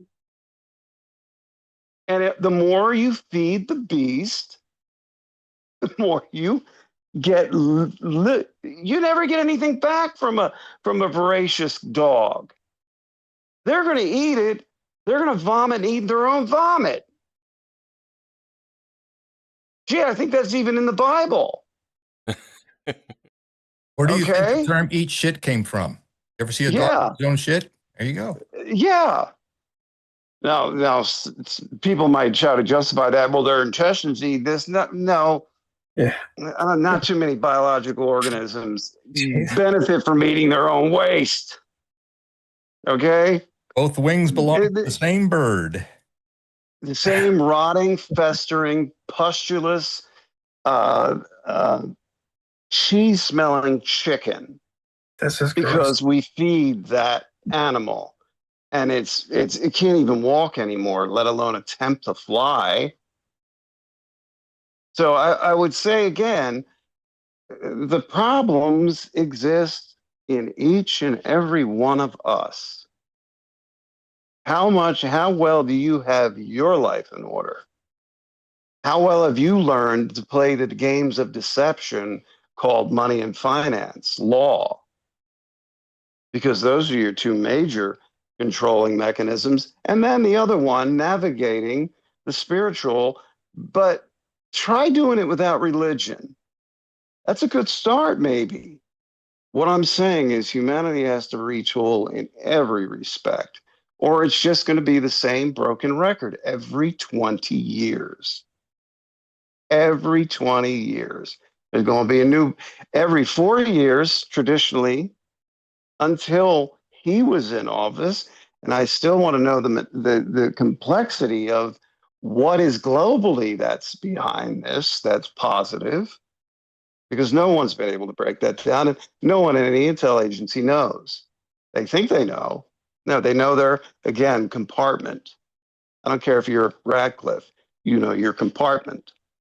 He's got a big one compared to everybody else, and then there's some even below him that have it bigger.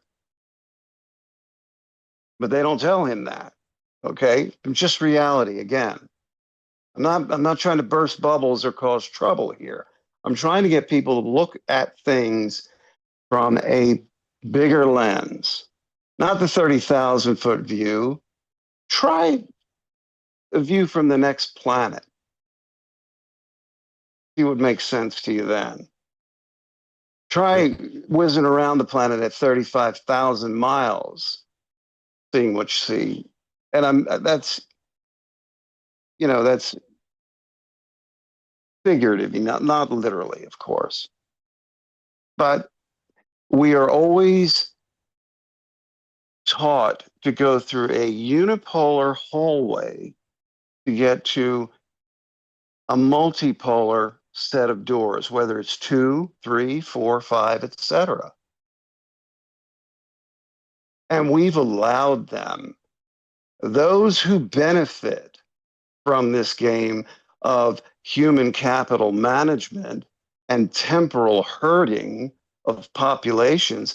You've even, I'm going to say you because I wasn't one of them, allowed them to even allow people who you don't even friggin' know that are a guidance counselor, some liberal arts schmuck that gets a job and is there counseling your daughter to be a son or vice versa.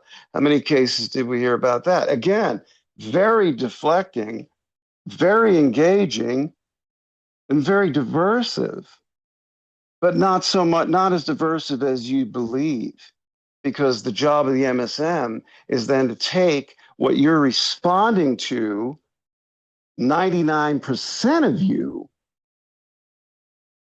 and then there's 0.9% of you that aren't giving a crap at all. If you're even looking at it, there's that 1/100th of 1% that is actually engaging in that. But that becomes the tampon in the men's room of the day. But they will ruin lives in the process and not think twice about it. Don't be a victim. Don't lend your mind to anything. Don't give anything rent-free space in it, whether it be a psycho X or a government. Because if we were making our choices harshly and coldly and directly from the self, we wouldn't have this swamp. It would be a pretty big mud puddle, not a swamp. But we're not doing our job. A republic, madam, if you can keep it. Well, The experiment failed, is failing. It's not failed because we're still here and there's still some semblance of that concept of America, of liberty. But liberty in the sense that it is given from a source that is not of this planet. But don't fall prey to the fictions of authority just because they back it with a gun. Doesn't make it right, doesn't make it true, doesn't make it real. Now, if you want to take that and use that to rail against Trump and the administration, you're an idiot. If you want to take that and rail against the other side, you're being an idiot. Look at the whole thing for once. I've been trying to lead up to this discussion for years. I think it's about time we have it. But it happens that the geographical space known as the United States of America happens to be the best thing going on this planet. And it's worth defending, but not because of lies or oil interests or anything else, for right and wrong. And the one thing all fictions of authority hate, the truth. I rest my case. Well, to his point too, and I'm definitely gonna get Armando and Mike's points on that as well. But you have a case in point right here. Speaker of the House, they want to push the 702 FISA spying, and it's a necessary thing, but they constantly use it illegally, right? And so again, they can keep reauthorizing this and whatever. Oh, we're going to change this letter here and make this okay, and make this a little bit better. But it's never going to be solved until people have some concern that, oh, if I do this, I'm going away for jail for 10 years or whatever the case may be. But these people are in a position where they can just run roughshod and do whatever the hell they want, and there's never any negative implications, or seemingly so, right? So it's I'll just say one thing, because we've allowed them to. exactly. We've allowed them to. We're asleep at the, and I'll say it No myself, matter what, sleep. no matter at the what wheel. you think, what your just shed your political dogma and nonsense. It's what's right and what's wrong, what's true and what's not. And that's the one thing that everything that is of evil, that evil feeds on this planet, that's where it wants you. Arguing with them while the other people are basically sweeping their ill-gotten gains under the rug. Armando, do you want to make any comment to that or second to that? No, I'll just add something, just something very brief. He's spot on. And I'm telling you, you really want to know what needs to be done here to clean this country up? You got to begin with you. You got to look inward, not at the parties. You got to look inward. Okay? And find out your real purpose. What are you here for? What's your mission in your lifetime? To make a better widget, or is it to maybe make a better widget that will benefit your next door neighbor or someone that is even unknown, to benefit another human being? Because at the end of the day, this republic that we have, that's it. There is nowhere else to go if this fails. But you have to start by taking care of people where it matters. Even if it's a conversation or a smile in passing down a hallway in your office, okay? Or maybe it's somebody that you just met for the very first time and you strike up a conversation about whatever. Before that person walks away, make them feel like $1 million when they walk away. Put a smile on their face, because every human being is its own planet. It's uncharted and it has not been looked at. You have no idea the kind of battle that person is going through. And maybe by you putting that smile on that person's face, gave them another day for survivability, because you don't know them. That's where we need to start. Take that lens off of everything else exterior and focus on that, but start with you, because if you don't help yourself first, you cannot help anybody else around you. Can't do it. That's all I had to say about that. It's triage. It's battlefield. If I can't patch my own woman up, I can't patch up the guy next to me who's worse. And we are in a war, and this is a very human war. And for folks with TDS out there, if you're going to base every damn thing on politics, TDS, it doesn't matter who the leader is. There's always a derangement syndrome with regard to it. It's just gone too far. And I'm going to leave it with this. How much damage has been done to families, husbands and wives, children now, because of politics? When you never studied ponerology or the beginnings of the original thoughts for every idea you had, because they didn't teach you that in university, let alone high school and middle school and grade school. Of course not. None of it was designed for that. And we go into this life, and for all those out there who actualize their existence by profit, there is noble profit and there is ignoble profit. I suggest you choose noble profit. Yes, it will be less, but you're not taking any of it with you when you die. I promise you that. Promise you that. And lives are destroyed over all of this nonsense. And this is obvious stuff I'm saying, but I never thought I'd have to sit here and rail on it in my life. The other side did a good job of brainwashing a lot of folks. I mean, you know as well as I do. That force that has a mask of every kind, that force out there, and we can identify it now. That's the thing. And we know when we see it. And if you don't know, you've never seen it before, you're going to be engulfed in fear the first time you do. I promise you that. But when you realize that you're co-creating this existence with the Creator, not anything else and anyone else. Anyone else is your partner along for the ride, or your compatriot. But all this destruction we've seen in our society, we've allowed this to happen. And whether you have green hair and you have a nose ring just small enough to eat a French fry or not, at this point, everyone's screwing up if they're not looking at the real picture. I'd rather hear about Cuba now, I'll be honest with you. Oh, God. Well, absolutely. Well, let's, Mike. I don't know if you had anything else you wanted to add to that. If not, we can go into to Cuba. Yeah, no, I absolutely agree with Ghost and Armando.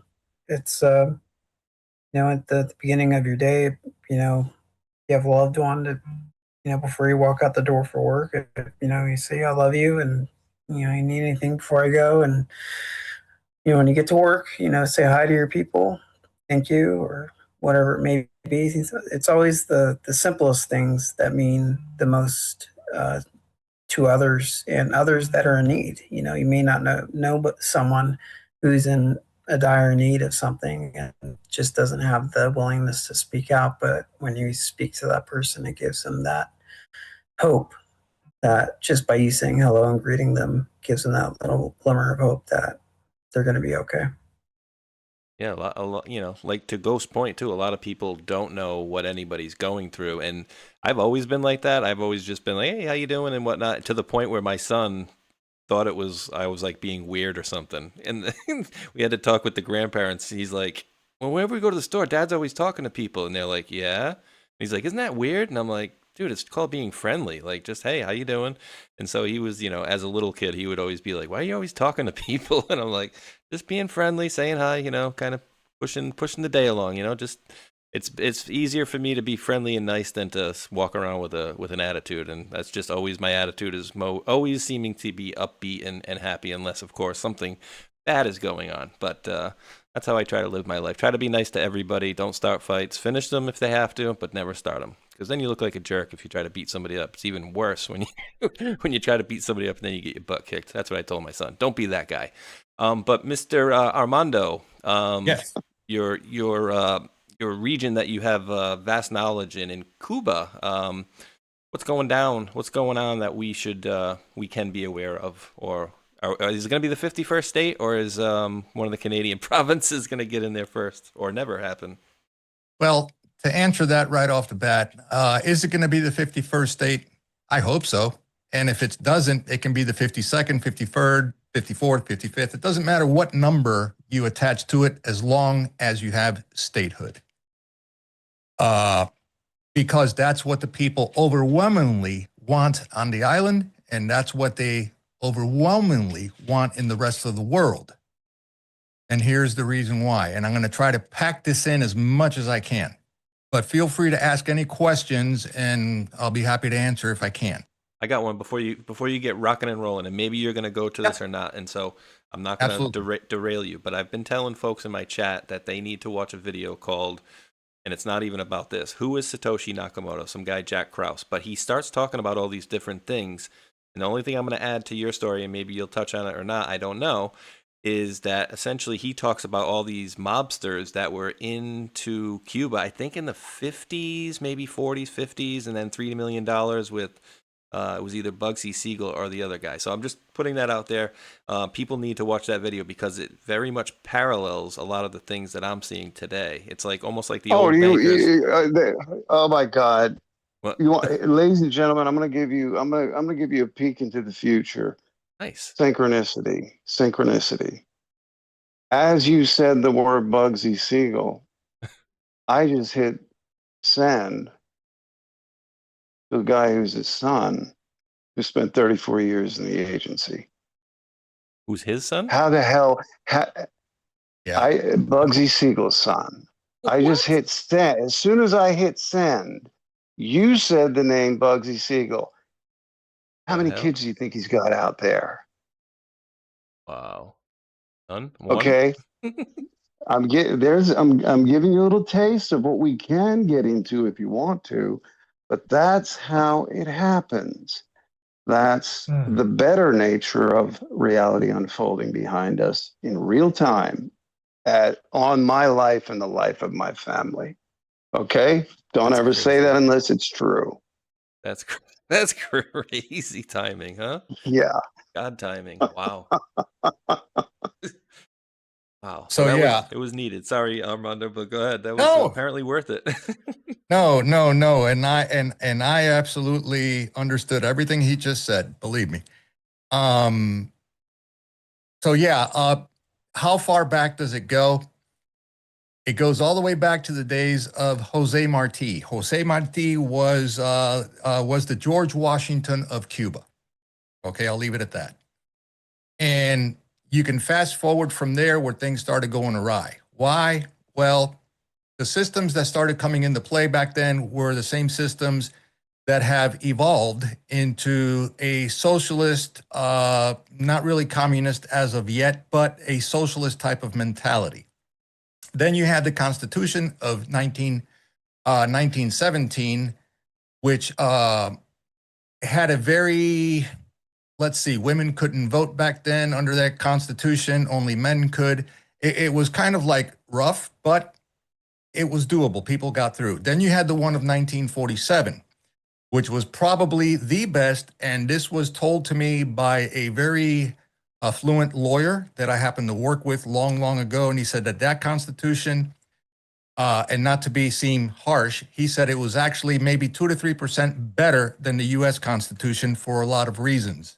Okay, it was very similar, but in a lot of reasons it was better when it came to the aspect of labor laws, okay, as far as the worker. For example, if an American company wanted to go to Cuba, like a burlap company or a sugar company or something like that, yeah, you were allowed to do that. As long as you employed 60% had to be Cuban nationals, the rest could be foreign workers or American, but that was a law. You had to have a union, you had to have retirement, you had to have paid vacations. Okay, and they may say, well, we have that now. Oh, yes, you do. But back then, think of the era, okay? It got to the point where for 2 days, for 48 hours, the Cuban peso actually surpassed the American dollar for 48 hours. And then it just went back to how it usually was. Example, if you were visiting as a tourist over there and you paid for an item in pesos, you got dollars back. The currency was interchangeable. That was fact. That's how good it was. And then came Castro. But Batista was already a ruthless dictator. But the people got along. He was tied into agencies here. He was tied into the mob. He was tied into a lot of other international no-gooders, if you will, but still kept the people more or less in line. Was he a brute, a tyrant? Did he execute people? Yes, that didn't, toe the line along with him. And then Castro came into the picture and he started preaching, what the usual politicians preach: humanity, freedom, rights for all, economy, we're going to make it better again, if you will. Sorry, I hate to use that, but, and the people bought into it. So who funded him? Known fact for those of you out there, and I am going to come out very harsh, blatant, and I'm going to speak my mind because it's true, and I don't really care if I piss people off. Castro was born in Cuba, yes. He was a very big, huge delinquent at the University of Havana. As he started getting into the socialistic ideology, by whom? Liberal actors, painters, artists, and stuff like that. I'm going to say the hippie type generation of the day, who wanted something better, more stuff, whatever, purple haired, the nose ring types of the day, right? He was actually trained in Russia and was trained as a Jesuit. I'll leave that there. That is true. So fact number 2 that comes after that, most folks do not know there are 2 islands currently right now on the globe that are owned by the Vatican. Ireland is one because they have the highest number of priests than any other country. And number 2 is Cuba. Okay? They're owned by that, whatever they are. So they have a large grip on that island. So March 16th comes around. The fuel shortages, the fires, the protests, and all that stuff that's going on. Okay? And this was a repeat of 5 years ago. Okay, they had the same thing because of economic pressure, pitfalls, people getting thrown in prison for rising up against, the regime for lack of water, lack of food, lack of medicine, and so on and so forth. Well, they nipped that in the bud really, really quick. All right, so they imprisoned 51 people 5 years ago when this was going down. And all this was connected to what? Connected to COVID. Okay. So this week, March 16th, moving up to now, I have been drinking from a fire hose basically on getting intel off the island, which I do have people that I do know down there that don't filter, they just pass along a lot of good information. Also in the South Florida community, also as well. And I'm grateful for having that. I will tell you this, 51 people were arrested and they went to jail. So just recently, this week, those 51 were released by strict order of the Vatican to show a good hand of humanitarianism based on the struggles they're currently now going through with the blackouts, you know, fuel shortages, water shortages, food shortages, all of that stuff, okay? Now, out of those 51 that were released out of jail, they were videotaped. The only videotape that exists out there is one out of those 51 that was reunited with his mother. That was verified to be true. The other 50, nowhere to be found, nowhere to be seen, videotaped nowhere. So who were they? We don't know. Well, the public doesn't know. Let's fast forward a little bit more. You can Google this too, also as well, because this is problem number 2. And you did ask me this in the beginning of the show, you know, are there any foreign Islamic factions there? The answer to that is yes. And you can just simply go to YouTube right now and just Google or search on YouTube the connection between Islam and Cuba. And you'll see a string of videos that'll pop up for you that will date back to 2015. Why 2015? In 2015, and even before that, when we had the African slave trade that went over to the island along with the Chinese also as well, you know, that's typical in this hemisphere. Some Muslims did come over. Okay, there you go. Some Muslims did come over. All right, very few. And I'm talking, you can count them on one hand probably. All right. However, that grew. Currently today, in real time, there are well over 3,000 Muslims. They even have a mosque in Havana. Okay, that mosque was funded by Iran. It was funded by the Saudis long ago to have it there. Now, although there are not, or at the time there were not, any authentic Muslims, right, from their home country out in the Middle East, a lot of these Cubans, they converted to Islam. Okay, they converted because they have their own imam today over there, and they started the conversion over to Islam. And it's now gaining ground, and it's gaining ground very, very quickly, which I'm going to in my next point. So with this activity that's going on right now, currently on the island, where you have people protesting in the streets against the government, and you have the blackouts, and you have the food shortages, the medicine shortages, and all that stuff. You also have another problem, which is disease. In the month of March, I lost 2 family members down there. One was a first cousin. She died of malaria and other debilitating basic lack of human necessities just to get along, and she died. Her daughter, who lives here stateside, is the one that broke the news to me. And she had contact with a family member, another one, non-related, just through her lineage, that verified that wanted to bring the body back to the States, right, for a proper burial. That was denied because of the fact that there is no fuel for any transport means at all. And then it was told that they basically took her out of the house and they took her to this big, gigantic empty fields on the outskirts of Havana, which is basically a mass grave. They threw her in there, throw the lie over the top, set them on fire. That's how they're getting rid of people.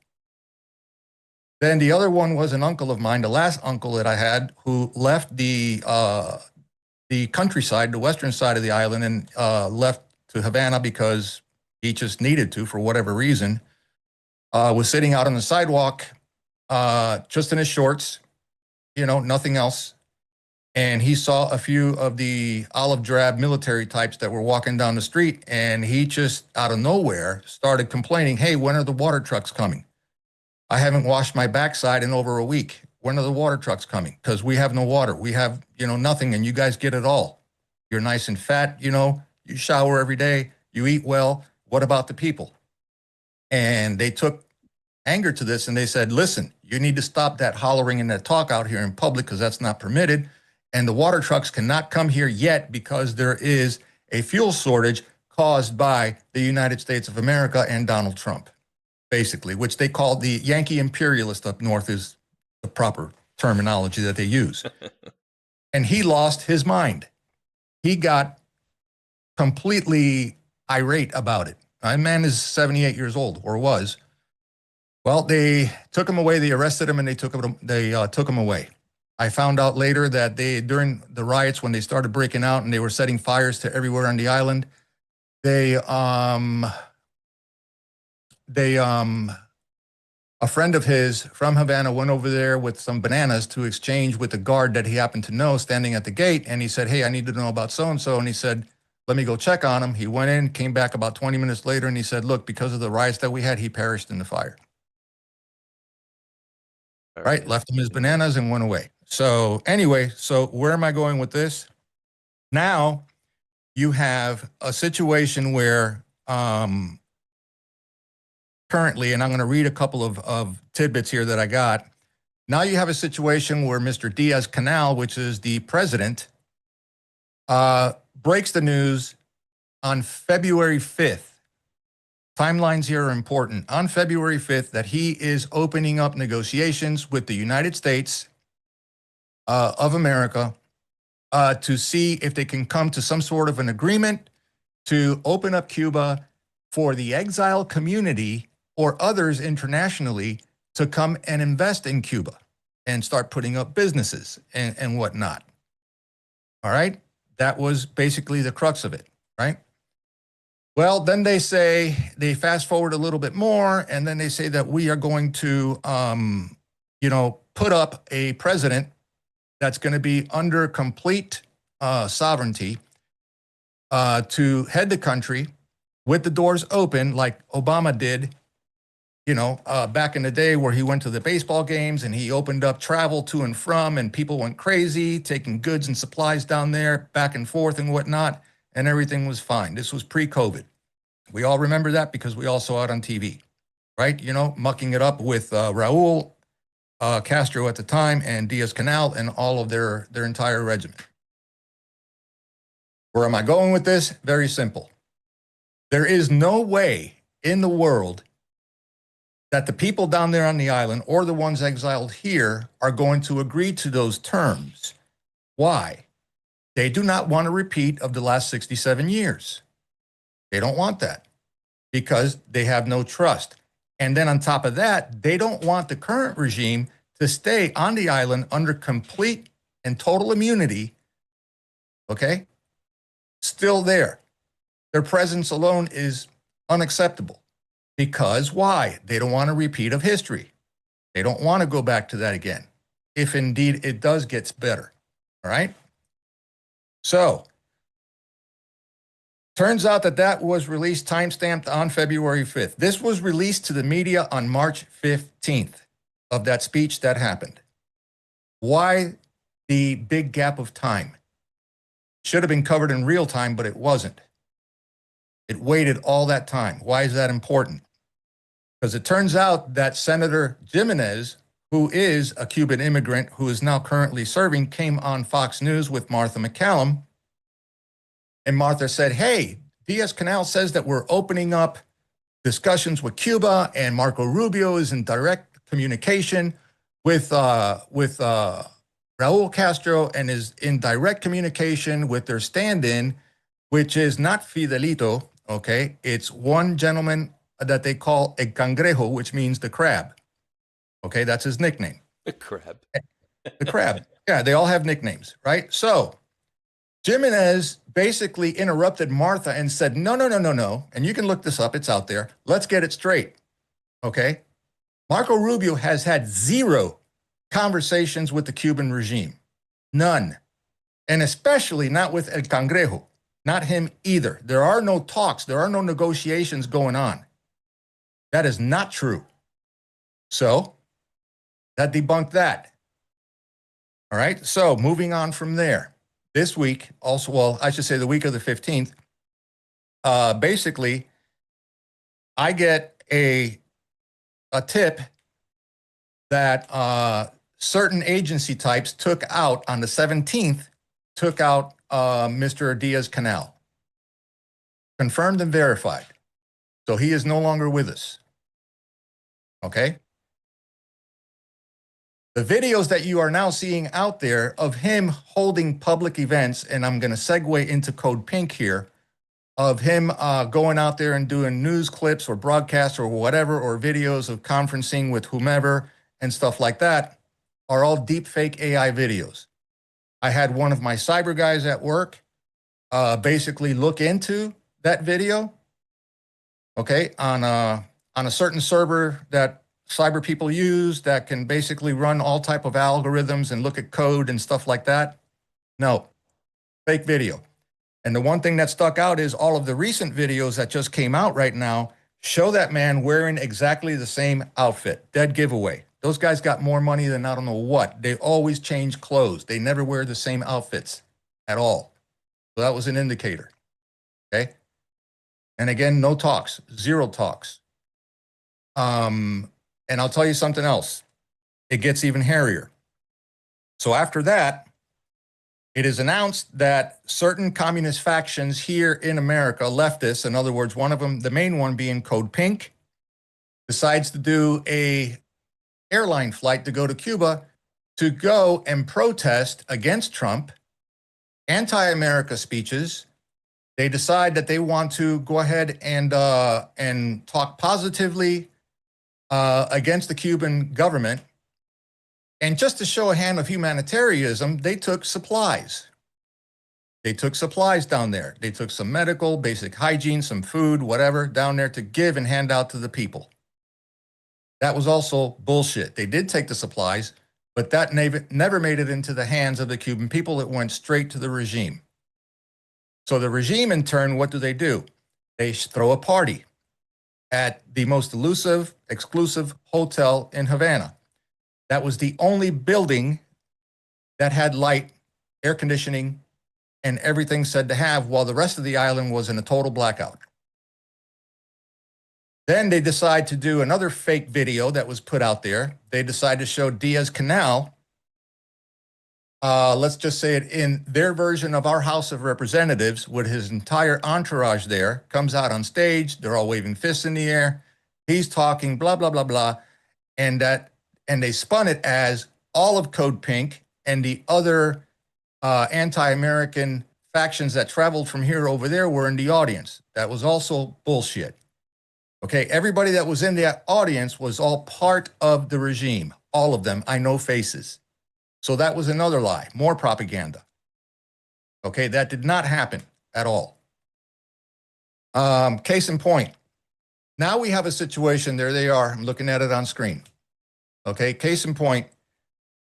Then it comes to my mind and it's like, okay, there is no other alternative than statehood for Cuba. The people want statehood, and it is important that they get statehood, and I'll give you the pros. If they become part of the United States, not as a territory, not like Puerto Rico, but actual statehood, okay? Think about what that's going to do to our economy here in America. Do you not think for a moment that Trump will open up exclusive, very good hotels in Havana, nightclubs, casinos, golf courses, okay? Let's now tap into the cruise line industry, leaving Miami to go to Cuba, to various ports, on cruise ships, okay? Just tourism money. You can look at it from the international perspective also as well when it comes to tourism and vacationing. You know, buying fine cigars, you know, picking up whatever else, whatever trinkets, you know, they happen to, you know, be selling at the time there, okay? It is a profit-making machine on every aspect. Deep sea fishing, boating, you know, jet skiing, you know, water hang gliding, whatever you want to call it, diving. Okay, I'm telling you, Cuba used to be called the Pearl of the Caribbean. If they become a state, that will happen. That will happen, and they are thinking about that. Trust me when I tell you. but it has to be under statehood. You cannot leave the current regime behind, open up the doors and say invest in Cuba, because not one exiled Cuban worth their weight in salt will do so, because they know where the money's going to go to, and they're going to get screwed. Again, history has proven that. Okay, and it could prop the way to have another puppet reinstated, not by proper elections or fair elections, by that little country that speaks Italian. Okay, they will control that. They already are. Why do I say that? Moving forward, the 50 people that were released out of that prison are probably known either Jesuits or jihadis. They are there. All of these videos during my sourcing that I found out that they were deep fake had signatures on them. One signature was Iranian, IRGC.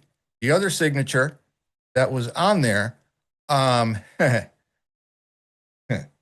I got to be careful here. The other signature that was on there was Cuban intelligence. And Ghost will tell you, Cuban intelligence is probably not, maybe number one, but probably the very best there is in the world right now. Yes. Okay. For its type of the way it operates with human intelligence and human networks. They do everything old school. No electronics, nothing digital. Everything is old school. So now you have China and up until recently, Iran would feed them a lot of signals intelligence, stuff like that. Mike, jump in if you want to add anything to that, all of that. No, Armando's absolutely correct. They're very high up there and very, dedicated, very, very high up. But the third signature that was found in this forensics analysis of that specific video was Chinese, because the Chinese are all over the place there. Guess whose signature did not appear at all? Nowhere to be seen, not even a sniff. Russian. But the Russians were there, and they've been there for a very long time as well. So you have a coalition there of Iranian, North Korean, Russian, Chinese, the narco people that are there also as well. And yes, ISIS. That was confirmed. And I'm not going to go into detail on how I found out about that for my family's sake there. Okay, but it was reported. They are there in the garb and everything. Okay. So now what happens? Now you have a situation where, okay, Jimenez debunked it, but let's look into the history of these people and who they are and how they tie into America. You have the Diaz-Balart family. So Fidel Jr., his real name is Fidel Diaz-Balart. Does that name ring a bell? The Diaz-Balart is a very, very highly political family, a powerhouse in South Florida. We have one member that is still serving in our administration today. Very, very close ties to the Bush family, especially W. Okay, very, very close ties to Jorge Mascanosa, which a lot of you in this country have probably seen. You see those little white utility trucks out in the street that say Mastech? Well, that's his son, who owns the company now. What's their role? They only deal in critical infrastructure and implementing it. Power grids, plumbing, all that kind of stuff. But at the infrastructure level, all right? So the Castro family, they have ties with the Diaz-Balart family. Okay, let that sink in for a moment, all right? Most of them lived abroad in Spain in 1959, a month before the revolution took hold. A lot of them come from the background of nuclear physicists to geo or nanotechnology stuff. A lot of them come back with biochemical engineering. They're versed in that aspect of stuff, all right? There is a connection there, and it's not a good one, because that ties into America, okay? Now, you have another situation where, let's go to the negative and what we've uncovered.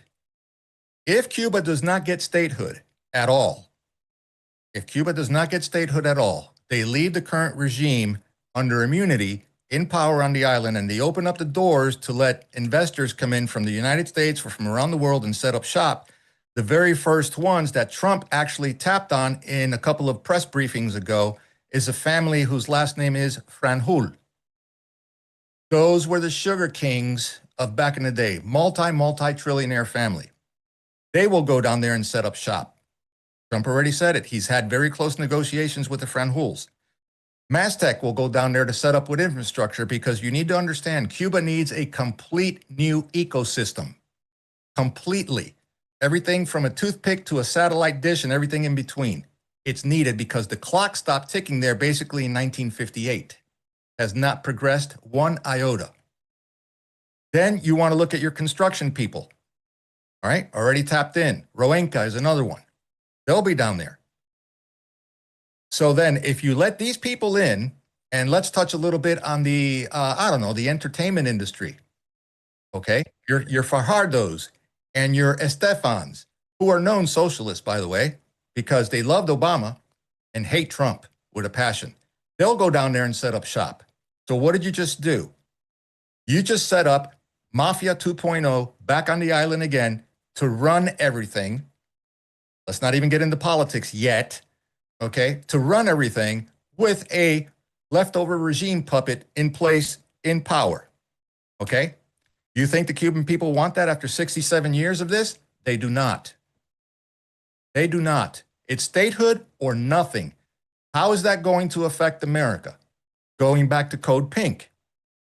You have now currently here, you have 3 cities in Florida that are in a critical state of emergency. Miami, Orlando, and Tampa. Miami, you have the Al-Qaeda types. Orlando, you have the Al-Qaeda types. And Tampa, you have the Muslim Brotherhood. Hold that for a moment.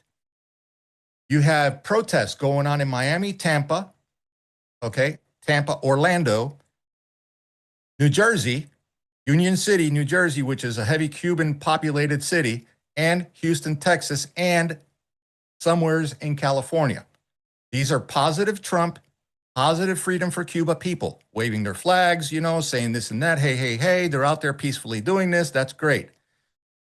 But on the other side, now after Code Pink has left Cuba, okay, and there's another organization out there, which I'm going to drop this mostly here in just a little bit. They are now infiltrating with these pro-Cuba, pro-Trump protesters across the street, rallying against what? Anti-Trump, free Cuba, just like the Free Palestine movement. Same type of people. So they traded in their Palestinian flags and they brought in Cuban flags, not knowing what the hell's going on. Most of them white, by the way. Just saying that. Always. Yeah. Okay. Paid actors is what you have. Now, okay, Armando, so what is wrong? Useful idiots. Useful idiots until they're not needed anymore. Right? So what does that have to do with anything that I've been talking about? Well, let's start connecting the dots. If they do not get statehood, you will have hell on earth in Cuba, number one. And people will die. You will have hell on earth here in America too. Also, because do you think the exiled community doesn't want statehood? They do. They're not going to settle for anything else. They will riot. They will riot. I'm telling you right now, I know my tribe. Don't piss them off, right? What an opportunity for Miami, Orlando, Tampa, Houston, Union City, New Jersey, and maybe out in California somewhere, I don't know, to develop a force multiplier and have these jihadists that currently exist there right now join forces with these people in the protest simultaneously. And let's not talk about the impact the midterms will have on the vote from these people. It's scary. Now I'm going to throw Venezuela into the mix. Right now you have Maduro up in New York singing like a freaking canary with his number one intel guy, Mr. Carvajal, okay, who put out a list long ago, long ago, that everybody said, oh, fake news, this is bullshit, you're implicating damn near a bunch of Republicans and Democrats that are sitting in our current administration right now who were involved in Cartel de los Soles. And Cartel de los Soles is a global network. Not only do they deal in narco traffic stuff, they deal in human trafficking, they deal in election meddling, and they deal in payoffs under the table. Okay? For example,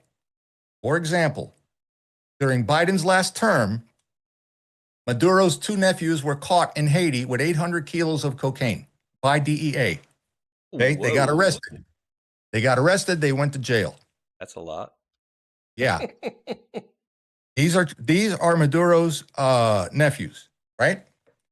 They currently right now are walking free because before Biden left, they got a full pardon by the auto pen. Reason for that, Maduro knows this, probably already spilled it on that too. All the names that Carvajal has put out there are legit. And the names will shock you. Maduro is singing like a canary with the same names right now. But the press is only telling you about 2 or 3 or maybe even 4. Okay? One of them being Adam Schiff, maybe Schumer. Don't recall if Schumer was actually on there or not. Who else was on there? Rand Paul was one, and he comes to the highly to the top of the list. And I don't even want to drop his name right now because it's, let's just say, the one that voted down the SAVE Act. And now he's catching hell. Starts with a letter T for his last name. I'll leave it there, and it's not Trump. All of these people have been unmasked. So the shit's getting thick. But my main concern wasn't so much on the island, but here. Because I know what this can turn into. All of this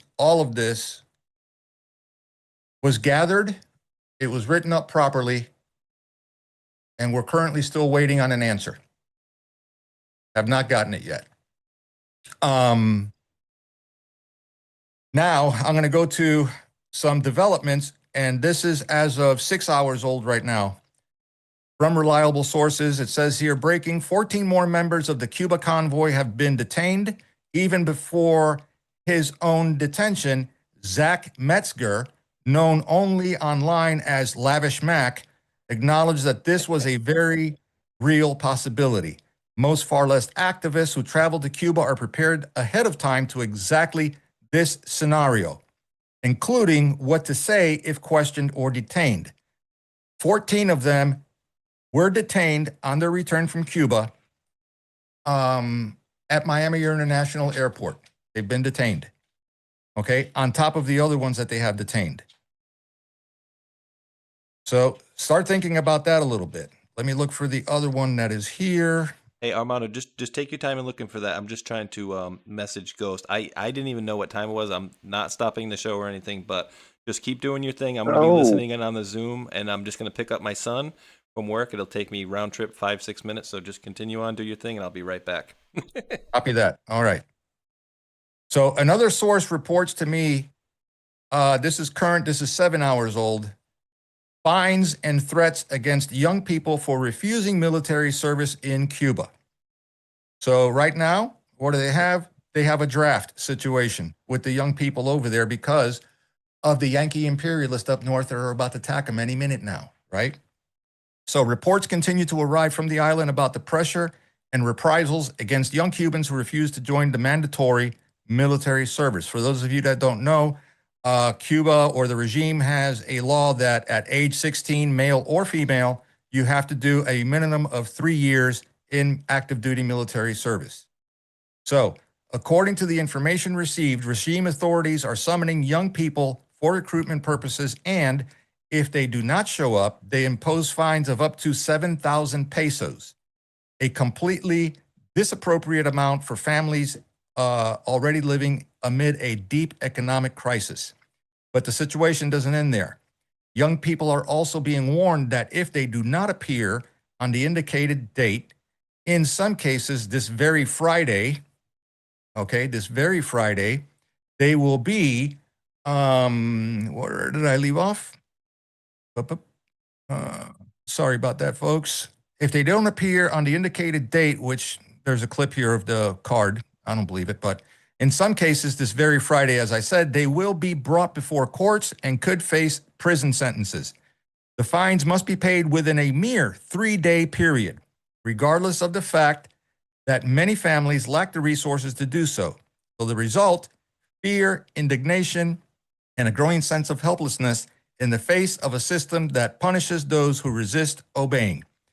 Cuban families are asking to please help raise awareness about what's happening. That's the end of that. Okay. I'm right there. Any questions, guys, that I may have left out? Feel free to ask. On the both people on the island and exiles, their land situation and property situation.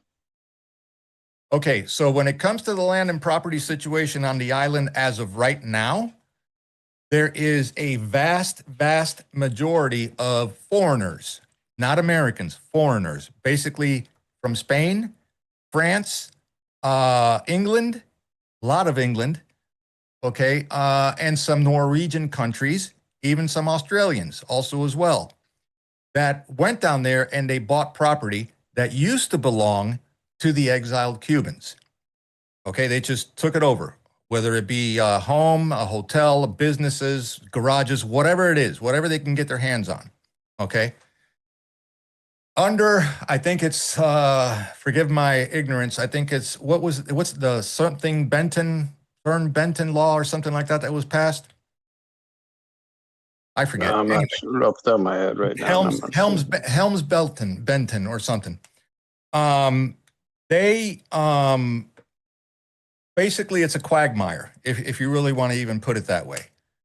It can't be done. It's illegal. Number one, remember what the Vatican owns.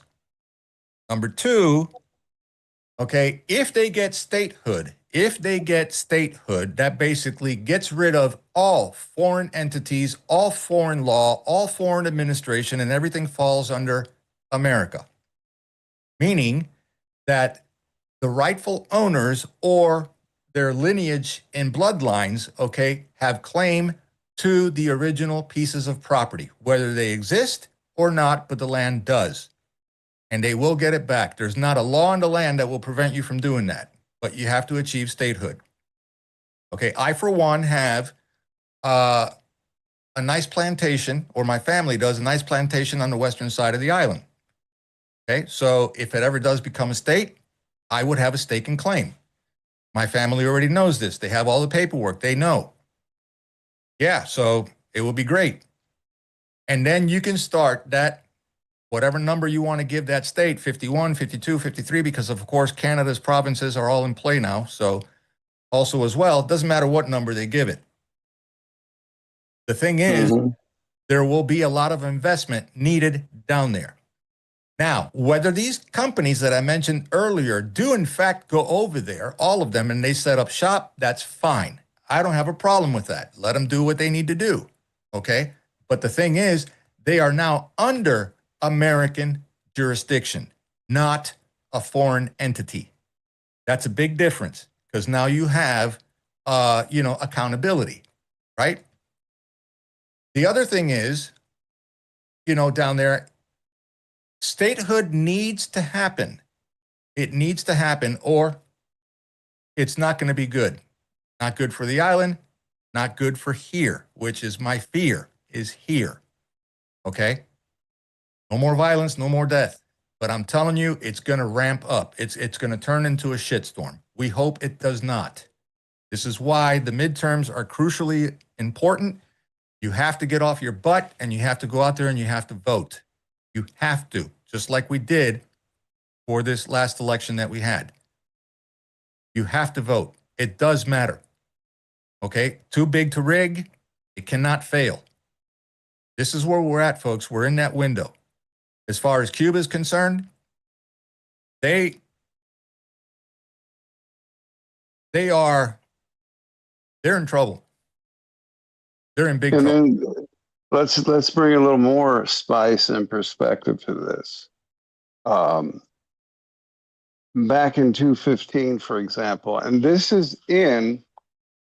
can be found in the 2 to 3 million pages of Epstein files that were released to the public. See, this is the kind of gold that you can find in there.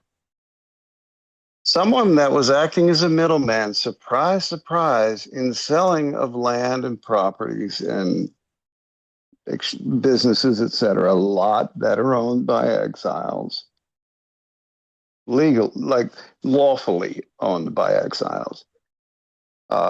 Families like Rothschilds and others in Europe, other big interests, by name, in the emails that are in the released Epstein documents. So that busy little beaver killer, but beaver was even all up in Cuba. Oh yeah, he had to be. Yeah. Because Yeah. when you think about it, look, why is Cuba so important and so strategic? Aside from, yeah, it's 90 miles away from the United States, blah, blah. We all know that. But why was it so strategic when Maduro was in Venezuela? You know that the drugs flowed from Colombia, you know, all those other countries down there, they all flowed. Everything went through Venezuela. And then basically Cuba was a hopping point. Went through Cuba, it dispersed otherwhere, you know, Mexico and vice versa, for that matter. Europe especially. Europe was a big target, that market over there, okay? So you had the drugs. You had the human trafficking, especially kids, okay? That's why Epstein comes into the mix. There are tunnels underneath the Capitol building, which is where Raul Castro is currently at right now. He was taken out under emergency order from his bunker on the eastern side of the island, not too far away from Gitmo. He was escorted out under heavy military guard and taken to the Capitol. Why? Because the Capitol has a big old bunker that sits right underneath it along with the tunnels. Okay, and there was a lot of tanks and there was a lot of military equipment around the Capitol also as well. So they're expecting something, right? That's why he's there. All right. Notice how Diaz-Canal wasn't transported to the Capitol. And that wasn't videotaped or photographed. I wonder why. Oh, Armando, you're saying Raul Castro has been arrested, or he was? No, Raul Castro had a bunker in his home village, which is on the eastern side of the island, not too far away from Gitmo, to the north of Gitmo. Okay, so he was taken out yesterday under heavy military guard and taken to the Capitol, okay, for safety is what they said. All right, there is a huge bunker that's under there for him. It's very well fortified, along with tunnels and stuff like that. So you got that component in there. So aside from the drugs, aside from the human trafficking, aside from a skippy point of the open border policy of getting these illegals, you know, there and then transferred over to Central America, okay, and then pumped up through Mexico, then you have the voting machines. Then you have the other component of Cuba's internal security, his bodyguards, okay, his bodyguards were what? They weren't Venezuelan. Cubans. I know that Cuban. one. For Maduro. Yep. Case in point. During Maduro's extraction, you had a situation where Delta went in there and they used, and this is all over the place, they used certain high-tech weaponry where they made them into ash. Oh. Right? Don't believe me? Google this or look it up on YouTube and you'll see it. They brought back the 32 that were dead or killed in action protecting Maduro. Usually you see coffins being brought out of an airplane, but they brought out of the airplane when they were taking the bodies back to Cuba. Shit, it looked like a shoebox. And you can find it. Why? Well, they were bringing back home ashes, not bodies. Let that sink in also as well. That's out there. You can look for the video. All right? Yeah, because we heard now about the that Maduro- discombobulator. Oh, sorry, buddy. I was just going to say, we heard about the discombobulator, but that's new for me right there. So thank you for that. Yeah. So basically, you need to focus on one thing. You need to focus on Cartel de los Soles. Okay, Laura Logan did an incredible piece on this, and I shared it on my channel over at Truth Table News World here on Rumble also as well. about a Venezuelan guy that's been, hopefully he's an American citizen by now, but he was working with deep intel agencies here, you know, basically talking about how this entire play, especially with Dominion and Smartmatic and all this stuff worked out. Okay, and what's coming also as well. So you may want to check that out. Now, you have to understand, folks, that yes, we have in Cuba and have had Mossad, every agency that you can think of has been down there, and they've been down there for decades, not recent, decades.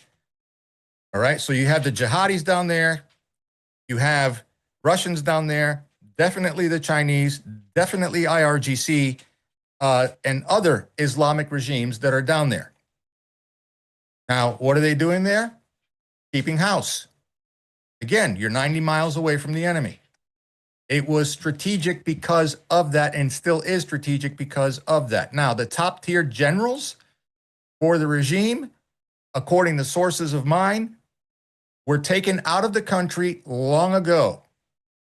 So when the Russians decided to flex their muscle, God, I don't remember how long it goes, where you started seeing submarines and all of these, you know, latest and greatest military armament that sailed past, you know, Miami Beach and started making their way down to Cuba. And then you had two military aircraft that landed over there in Havana. What they didn't tell you is that they had two transport planes, okay, that were left behind. That's what was used to get rid of the top tier generals with fuel reserves. So they went to three countries. They either went to Mexico, all right, one. They went to Russia, number two, and that was your top tier, what I call the Council of Six that went to Russia, and then we're going to be taken right back over to Mexico, and Nicaragua was the other country. Read into Nicaragua a little bit. You're going to find out a lot there also as well on what's going on with that. There's the shoe boxes. That sure don't look like body-sized coffins, my man. Nope. Wow. So what type of weapon was used? I know, but I'm not going to say. We got secret weapons. We'll leave it at that. So lasers. The other thing is this too. When they decided to evacuate or get out of their his top tier echelon, okay, they also wire transferred millions and millions and millions of dollars, American dollars, off the island to a Norwegian country. Specifically, don't know, but it went to a Norwegian country. Where's the banking establishment and the banking families, you know, their hearts at? Over there in some Norwegian country. Well, somebody needs to go ahead and, you know, follow the money and find out where it went. Don't know anything else after that, right? So know this to be truth, because it's all been confirmed and verified. Everything I have said here. We're in a pickle. So if you ask me, Armando, so how do you see this play out? How is this, you know, for America? All right, just to segue a little bit away from Cuba. In my opinion, based on what I've seen and what I've looked at, I don't think we're going to see anything massively kinetic here, with the exception of one thing. If you've noticed out there, our currency is changing. Banking is changing. Look at crypto, it collapses. Look at the fluctuation between metals and stuff like that. Okay, another key point why Cuba is important strategically. Cuba holds 5% of the world's nickel supply. They also hold an extremely large amount of what? Cobalt, which can be used for what? Batteries. Let that sink in. And all of those locations are on the eastern side of the island, close to Gitmo. Let that sink in also as well. Cuba has also some strategic points when it has to do with the Space Force. I will leave it there. I won't say anything about that. Okay? Just understand why it's so strategic. My fear is this. I don't think we're going to see anything maybe largely kinetic here. You'll have your bits and pieces here and there, but this is just my opinion. This is not based on any research. It's just the way my head works. Because of the exchange rate that's going on with money right now, and the fluctuations and QFS and fiat's dead and backing the currency again by gold and silver. Okay, great. That's all nice. All right. But where is all that currently housed right now? Where is it? New York City, Wall Street. I know that some of it has gone out, other bits and pieces have gone out to other states. Yeah, okay, that's fine. But it's still Wall Street. It's New York. All right. So between cyber affecting currency, which will affect Wall Street, or a big boom hitting the stock market and Wall Street, you've basically brought us down to our knees financially. My gut tells me that is a possibility of it happening. Just a possibility. But think about it. If you go the nuclear way, it's bad for business for everybody. Ghost will tell you that. Nobody wants that shit. Unless you have some crazed foreign idiot out there that has parsed or scrapped together bits and pieces of Cold War area nuclear devices, and they build a dirty one by hoarding parts, if you will. That's another possibility. The other possibility is this. Remember what I said. Houston, critical. New Jersey, critical. You have the city of Patterson that has Arabic writing under police patches on their uniforms. You have a mayor that says prayer to Mecca. Let's not even go into the mayor of New York either. This is a Trojan horse, what we've been hit with here, and no one's talking about it. Islam are the new useful idiots for the globalists.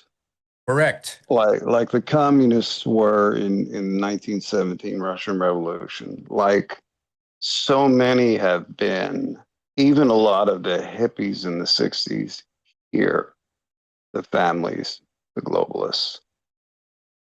Those who own your money. You don't own money. They print it, they own it, they created it. It's a property. You get to use it. That's why you get all the fun laws attached to it instead of just laws that we already know. Very simple, but no.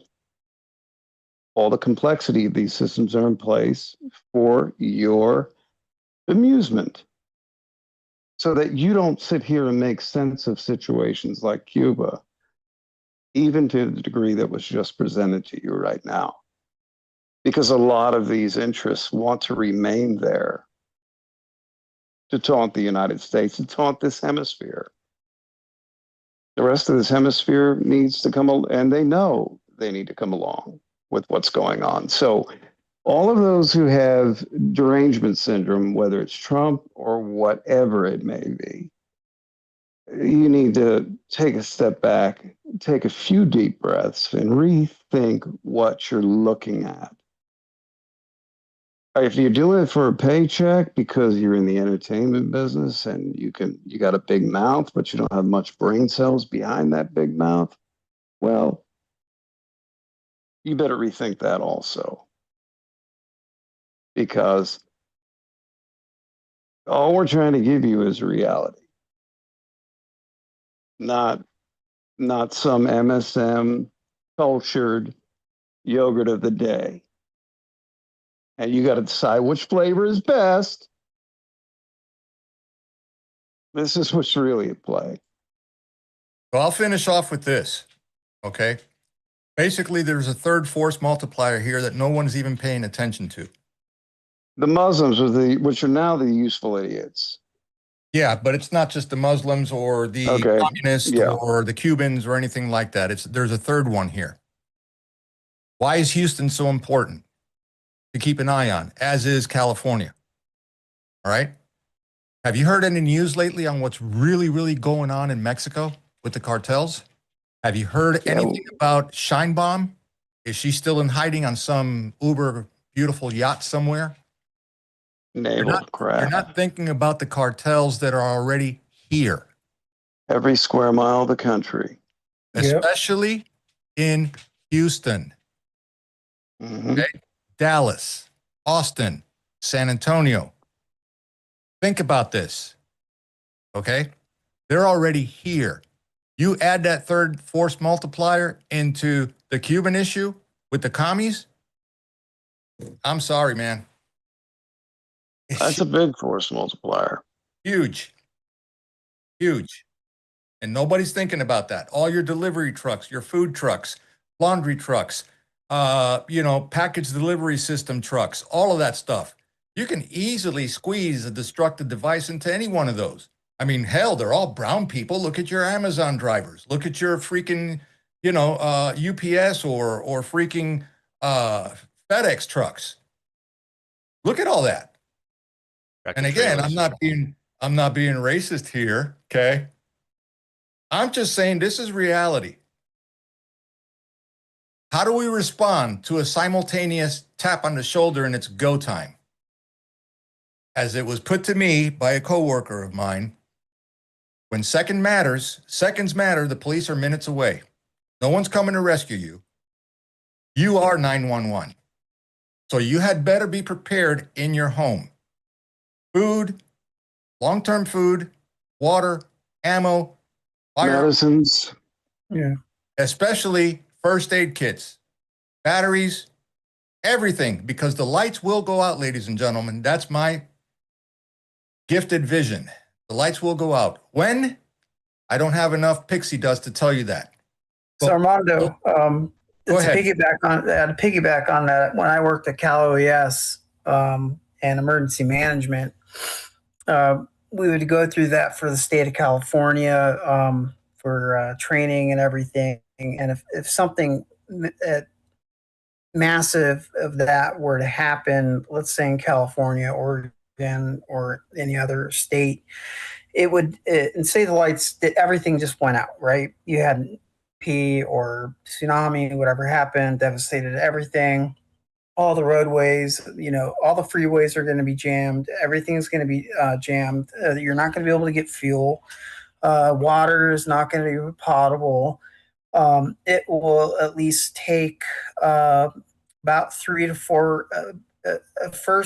Your first and second week, you'll have military be coming in from the Navy, and the Marines will be coming in, and they'll be coming in from the ocean to help out. But the main mobilization emergency management units takes about 3 to 5 weeks to mobilize. And so you really have to, if you're prepping, preppers, I don't know what a real prepper is, but per se is, someone prepping for something like that.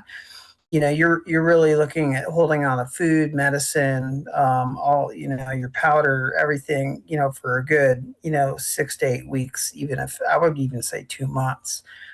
If something that massive were to happen. And that was out of Cal OES and military doctrine, emergency management training. So that, and that training was based on Hurricane Katrina, when I worked at Katrina, and just other hurricane, disasters, the one in New York as well. So if something that big were to happen, that's the timeline you're going to be looking at. And when that does happen, police, you're your own first responder. And so is your neighbors, and that's why in that training, it's always, always do good with your neighbor, always be friends with your neighbor, because they're going to be the closest one to you. Also, you don't want them as an enemy. Also, you don't want them as an enemy. Take it from a Cuban from back in the old days, okay? Also, vet your enemies. Vet them to see if they are like-minded individuals. Okay? Because you never know, right? The last thing that you want is a rooster in the hen house, if you get my drift, right? So if you're going to build a community to share resources, make sure you vet who you bring into your community. Because you don't want a rooster in your hen house. You don't. And I was a quarter mile off the water on a rise. And I could help with Katrina. I was supposed to have that first reconstruction of my spine that week and pain management that Monday. And I was on ungodly amounts of fentanyl and morphine at the time. So I went through Katrina, lost half my home. was going through withdrawal to a degree and trying to keep people's wits about them when there were body parts in the yard and people and neighbors. And we did not see anything worth mentioning when it comes to help for a full 7 days. You're talking people in the surrounding area who had needed oxygen, diabetes medicine, infant formula, diapers, all the basics that if they're a part of your life, you've got to have. Trust me, it really sucks but I was prepared. That was my mentality. Be ready for this. And New Orleans got all the press. It flooded. Where I was along the coast, Gulf Coast, it got destroyed. Oh yeah. Destroyed. I worked the third and fifth ward in Houston, Texas too. That was just gone. Yeah, and that last one that big one that hit Texas, 17, what was it, 17, 18? Or are you talking about during Katrina? Katrina. Oh, you mean over in New Orleans? Well, New Orleans, but also the hurricane after it. They hit Houston, Galveston area. What was that, Georgia's? Tell you what I'm going to do, guys. And here's a little pro tip for you folks out there. I only know about this, and probably I should have known, because one of my old buddies used to work at one of these places. Say if, the worst case scenario happens and all of a sudden we have no assets or resources. Well, what's every Tom, Dick, and Harry most likely going to do? Probably go rush your local supermarket, right? And probably look for things into loot and stuff. But just beware. I'm not telling you guys to do anything illegal, but there are places out there known as supermarket warehouse facilities that stock said supermarkets. And those places are huge. I'm talking buildings and buildings and buildings just for like the frozen section.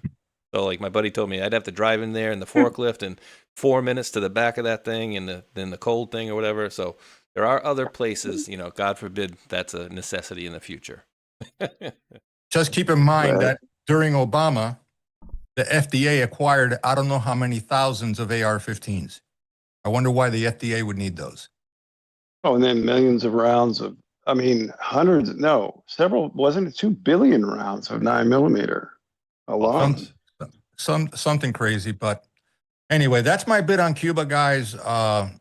Thank you for the opportunity and the time to share that with you guys. And thank you. If I hear of anything else new that's pertinent, especially here for America, based on the analytics that I've done when it comes to this playing out into a more violent escalation, I will be more than happy to share.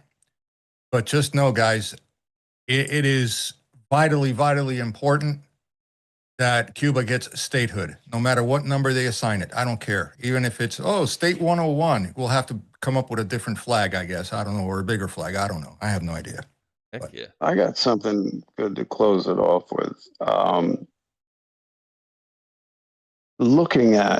Let's start with 21, roughly, when, Russia did what it did to Ukraine. But I'm gonna fast forward ahead to the Board of Peace, which essentially usurps the UN, and that's what it's meant to do, because the UN is basically an empty shell of an organization.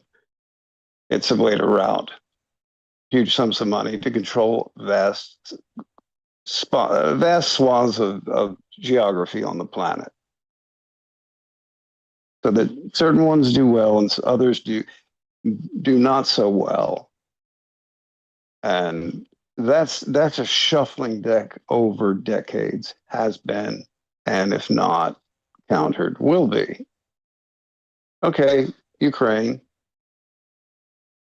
Then we knew what was going to happen in 24, and you then saw Venezuela. Now, a very dangerous one, Iran, for many reasons. And then you see a pivot back, and it'll be Cuba. And then I think a few of the states in South America are already starting to clean up their act, at least surfacely, to say, don't do that to us. We'll work with you. And that, from what I understand, that's what's going on. But then you have a few in Central America, such as Nicaragua, needs to be dealt with. Very tyrannical regime. Ortega. Remember the hero of all the libs back in the 80s? Daniel Ortega? Oh, no, yeah. He's a fucking tyrant. He likes to disperse crowds that demonstrate by shooting the children of those demonstrating once they're done photographing it after 8 to 12 hours. So there's a lot of filth on the planet, a lot of nexus points and transit points and waypoints for human trafficking, drug trafficking, all of the things that have been killing almost 200,000, sometimes over 200,000 Americans every year, young Americans, our future. Every year. We lost 58,000 combatants of our soldiers, sailors, airmen, Marines in Vietnam over a 10-year period. We were losing 200,000 at one point, and I don't know what the stats will be for this last year or the year before, but it's gone down substantially. I'm glad they've kept a blackout on what they've been doing south of the border, because that's just that's too much of a hot point to let the MSM, which is an arm of the globalist ideology rather. I'm getting tired, but the ideology of the globalists, that's one of their operational arms. One of them pretends to be, the fox in the hen house. That's the reality of that.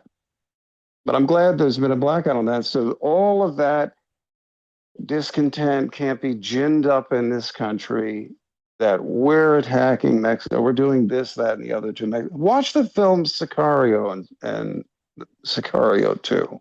Oh, I love those. Pretty close. Yeah, they're pretty close. Oh, hey. But that's the old philosophy. This one, it has to be an input to it. And let's say the global economy will reorient itself. And I said 6-7 months ago now, there will be a new alignment of nations and people will be surprised. And that was well before Venezuela or Iran and what is yet to come, which could be any combination of things, but it's in our neck of the woods. And it's for the hemisphere, ultimately. America first, yes, because if we don't get our act together, we can't maintain until, let's say, humanity reaches a better state of mind with itself and each other, to where these kinds of things don't have to happen. Ultimately, that is the goal of a good portion of those who are going against the globalist ideology, which is your UN, which is your Luxembourg, which is your City of London, which is your location in Rome, and a lot of the little whores in Switzerland who always love to handle that money. Nazis were not the first part of that. They've been doing that for quite a while before that. So in the big picture, what's happening is all on the positive side, though it had to be through violent methods. You don't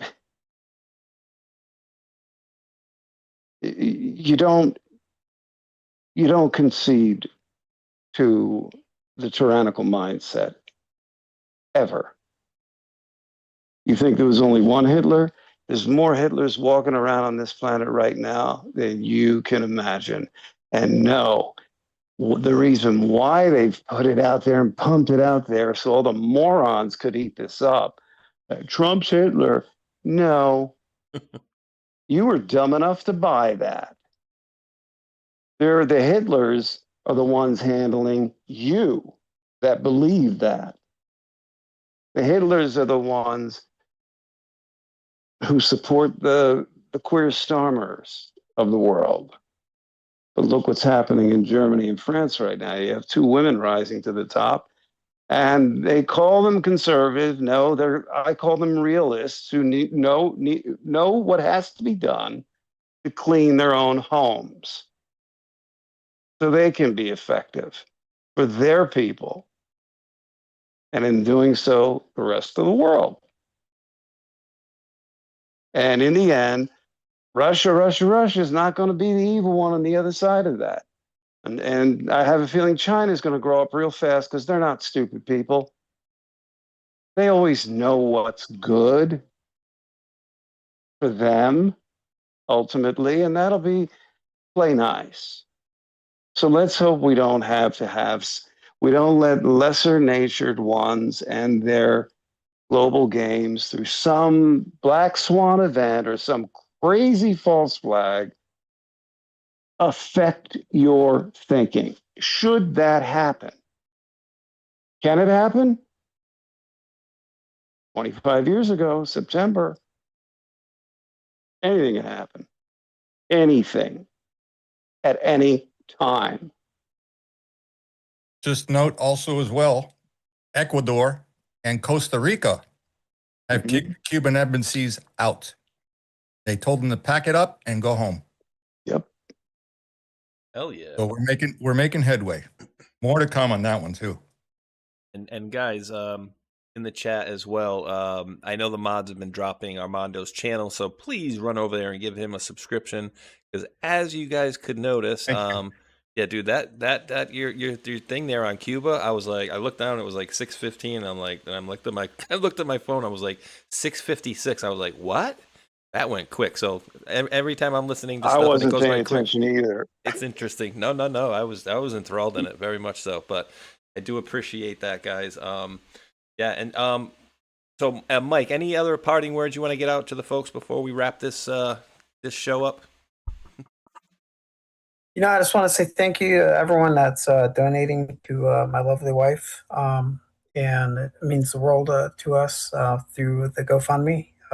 It's really helping out with her upcoming surgery. She has an upcoming major surgery going through cardiovascular treatment and some removal of some cancerous tumors. So we just want to say thank you and, God bless on that portion. And, as far as everything on the Intel side of the house, Armando and Ghost is, they got everything right. Everything's on the plate. So thank you to everyone though. Thank you. Appreciate that. And I'd like to thank everybody that's helped Renee also, Mike and Renee, because you'd think, as let's just say with what Mike does right now, there'd be more. But no, this is the reality of greed, and when we don't mind the henhouse of government. And no matter what kind of insurance you have, believe me, in this kind of thing that they're facing, and God bless this poor girl, it's hard to see because, way back when I had a medical background, a very serious one. And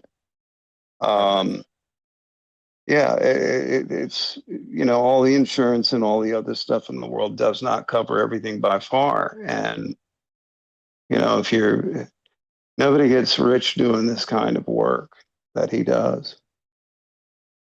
But the people that do it, and the things she's done, that I don't, people of this audience aren't aware of. Mike, I'll let you touch on that. But you'd think it would all be taken care of. No, it's not. Don't ever assume any of that and I don't assume that with anyone, anywhere, unless you're some fat ass CEO who can self-insure themselves because you're all acting like a bunch of pigs at a trough in the last 20, 30 years, more than ever. But that's a different show. But anyway,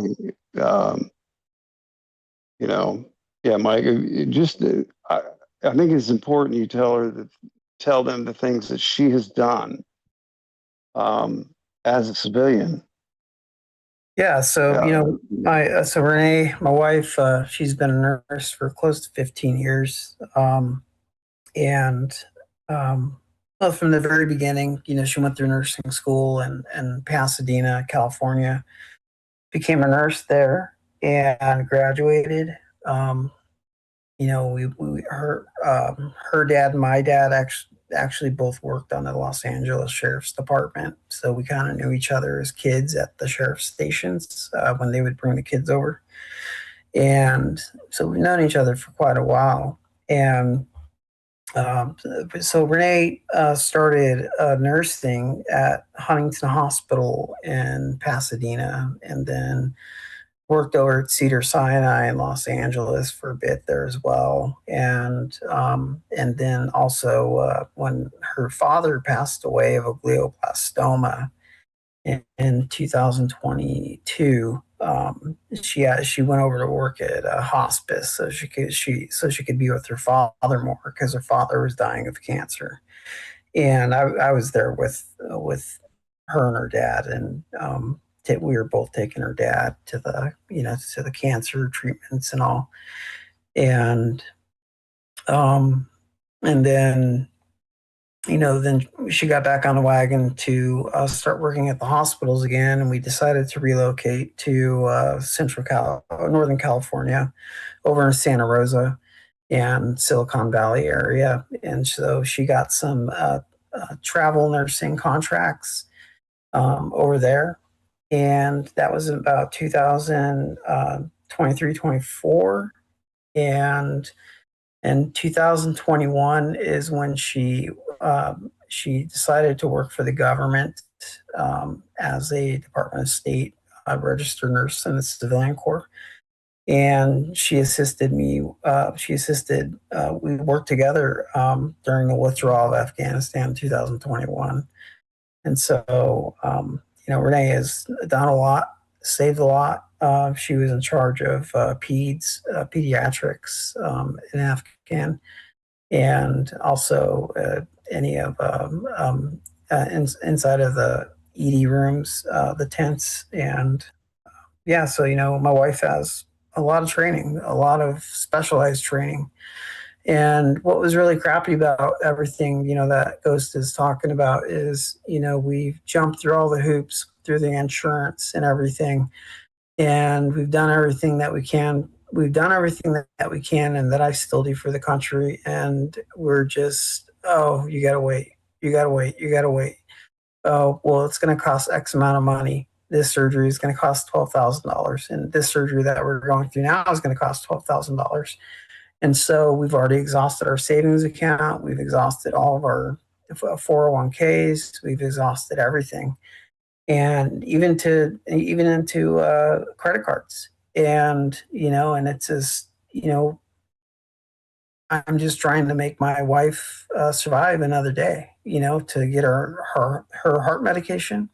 Her heart medication is, she takes about 15 different medications a day, and about out of the 5 heart medications she takes, 3 of them, they're around between $1,500 to $3,000 a month. And if we don't get the prior authorizations or the coupon codes from the manufacturer, we have to pay that full price. And so, it's insane. It's madness. It's, you think that, all the hospitals and all the things that Renee has done to save people. She has the best bedside manner that you could have or ever want as a nurse, that you would ever want. And, for her to go through what she's going through, and it's not fair. It's not fair. And I'm sure, and I know there's other people that are going out in the world through similar things, and it's not fair to them either. It's, I'm just doing my due diligence, to make sure that my wife can live another year and then another year and then another year. Um, you know, and, I'll do everything I can, And on top of it, to get slightly more, but not nearly enough, she can never practice being an RN again. Yeah. Yeah, that was a slap in the face to us. Yeah, the state of California, we went into a doctor's appointment, and the state of California said because of her comorbidities, because of what she's sick with, said she can never be a nurse, work as a nurse ever again. And I asked for what rules and regulations, show me, and wouldn't show me, and just that she can never work as a nurse again. And it just devastated Renee. And she was sitting to me as the doctor was standing in front of her and the state official, and it just, where does this come from? Like, what? Like, if my wife were to get better, she can do remote work, telework. She could do a case manager type of work. From remote work home. Remote work. I can get her a job at the VA for remote work as a RN. And now you're just taking her license away because of her sickness. That makes no sense to me. Like, that makes no sense to me at all. Sounds like that's just California too, like par for the course in liberal California. Yeah, absolutely. Absolutely. And so, if we ever do get enough money, we're going to get an attorney to fight that tooth and nail, to keep her license. And if not keep it here, at least we'll transfer it to another state, because I know other states will, at least support her. Absolutely. And yeah, it's, for me, guys, it's, it even ticks me off to the pack. That's why I pulled up that James Vanderbeek thing. So we do appreciate anybody that has donated to Renee, because I'm a very good judge of character, especially when I can see somebody, I can tell she's a sweet woman. Like, I can just tell, like, just literally just looking at her. So, and from what you and Ghost have told me as well. So absolutely, guys, if you have it in you, definitely, the links are in all the description boxes down below. And don't forget also Armando's channel there as well. Armando, can you just remind us again, quick, the channel? I know they're dropping the links for you as well. Yeah, it's easy. It's on Rumble, and it's at Truth Table News World on Rumble. Awesome. All right, guys. I do appreciate you guys coming on here, and I'm gonna go cook a little pasta for my boy. And I appreciate the intel, guys, and it's been a blast. I'm gonna say some thank yous on the way out of here. If you guys have things to do, you can absolutely blast out, but I'm probably gonna take about 2 or 3 minutes just to thank a few people on the various platforms. Like I said, you guys got stuff to do, you can absolutely beat it. No, just you can go if you guys need to, but thank you very much, guys, for coming on today and giving us your insight. I do appreciate it. Thanks for having me, bro. Appreciate you. Absolutely, guys. And yeah, I'm going to be definitely tuning in a little bit more to Armando's channel as well. Oh boy. If Mike and Ghost had channels, I'd be watching theirs, but they don't. So we'll stick with Armando. So appreciate that. I try to have him on every week, so I try. There you go. Another source there, guys. Yeah. And right, guys. Yeah. And thanks, guys, again. Yeah. And Cisco Lady Liberty says, like Hulk says at the end of every show, be good humans. Right, help each other, be good humans out there. So we do appreciate that. And you guys might laugh at some of these ones here. Why is my thing so out of sorts here? And I always have to say this because it is a screen name, and I always thank all the folks there. So thank you to Patriot Chick, Saint Cosmic Dildo, and Susie Q are the top 3 contributors. And if you're wondering, it's a pickle and a deer. Okay, so there's that one. I'm gonna release the old scratchings over there, and they will be coming at you once I can get to my channel. Here we go. And those rewards are coming out in 30, 29, and counting. So thank you for that, guys and gals. And then over on the Foxhole.app, Matrix Codebreaker dropped the can, says boom time. Bois Blanc dropped a can. So just thank you, everybody, for all of these as well. I very much appreciate you guys. Bois Blanc dropped a can after that. And then Sean Joe, Space Squad member, dropped a can. and then followed by another one from Sean Joe with this time's a cookie. And we're going to get some milk with those cookies, I've been assured. Sean Joe again with another cookie over there, and then followed by yet another cookie from Sean Joe. And then Sparky Girl says, cookie fight. Thank you for the cookie there, Sparky Girl. And then Real Tin Stacks with the can. No message on any of these. And then CL Goober with the shades. So I do appreciate that, guys. I'm releasing the scratch-ins over here, and they're coming at you, or should be momentarily. Now, my buddy News Treason told me he's gonna be live at 8, guys, so I don't know if you're gonna check him out, but if I was live until then, I would definitely raid you guys over there. So what I'm gonna do is give you guys the link for this one, and then you guys can go check him out. He's gonna have Mike King on there tonight, it looks like. Yep. So in 10 minutes over here, guys, I'll pop this in the chat for you guys. Definitely don't want to miss it. A lot of good stuff over there as well. So there you go. Again, for Ghost, Mike, and Armando, awesome stuff, guys, as usual. I do appreciate you guys, and thank you to the mods out there helping myself and many others. So we do greatly appreciate your help as well. And as I say last and never least, we do appreciate each and every one of you wonderful world patriots out there for tuning in. And until that next one, thumbs up, like, and subscribe. Let's see. Peace. Peace.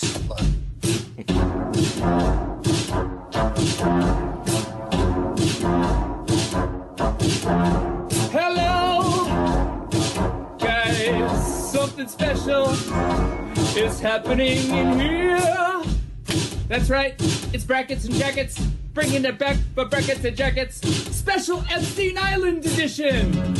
That's right, folks. Epstein, Jeffrey Epstein, the man with the island, which is suspiciously close to Haiti. That's right. You see, this man, Jeffrey Epstein, is funding lots of people. He's funding lots of people on the street to make sure his shit doesn't get out. That's right. They want the record sealed. And they're paying a lot of people. Epstein's paying a lot of people. Oh boy. For one, he's got a whole Mossad media matrix in America.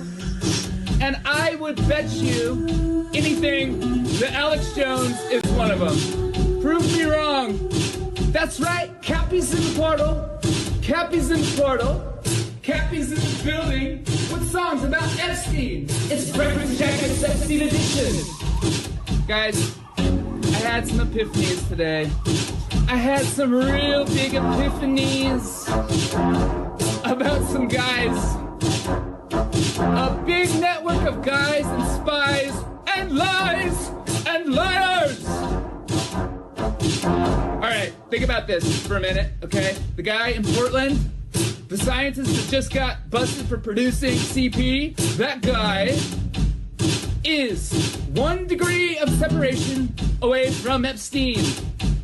Epstein, the investor that lives in West Palm Beach, Florida. I know a guy who lives in West Palm Beach, Florida as well. Investor as well. Also involved as well. And all is not well with these guys. The Florida boys, the Glow boys, the Scott Israels of the world. You see, Epstein is Hillary Clinton, and Epstein is Haiti, and Epstein is a big network of media assets. By the way, did you know that Steve Bannon was going to that guy for money? Also, Epstein is Epstein Oprah. Epstein is Chris Tucker. You remember him. Epstein is also Kevin Spacey. Epstein is also Prince Andrew. Epstein is also... Who else is Epstein? Who else is Epstein? Tell me. You guys know? Who else is Epstein? Is Epstein Big Pharma? Is Epstein Brian Singer? Is Epstein Naomi Campbell? Yep, all of the above. All of the above. Who is Epstein? Epstein is the keystone of a whole motherfucking matrix. And once you pull it out, it all falls down. Dersh was there too. That's right, we're dropping red pills every day. Dropping red pills in the best kind of way. This is brackets and jackets for the denizens of islands.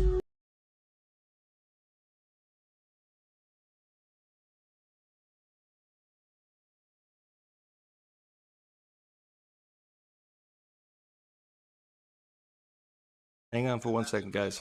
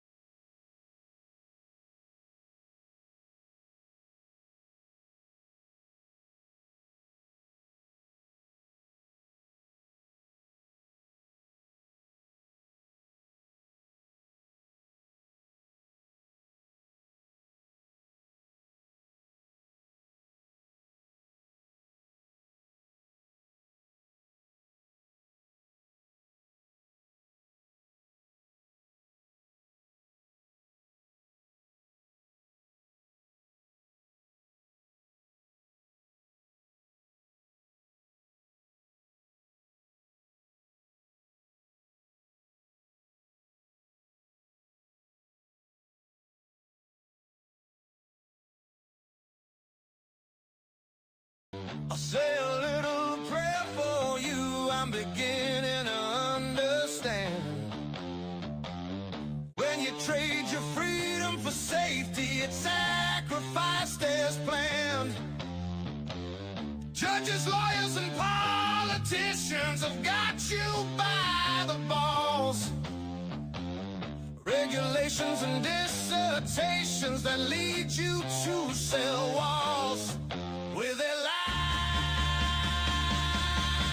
and their laws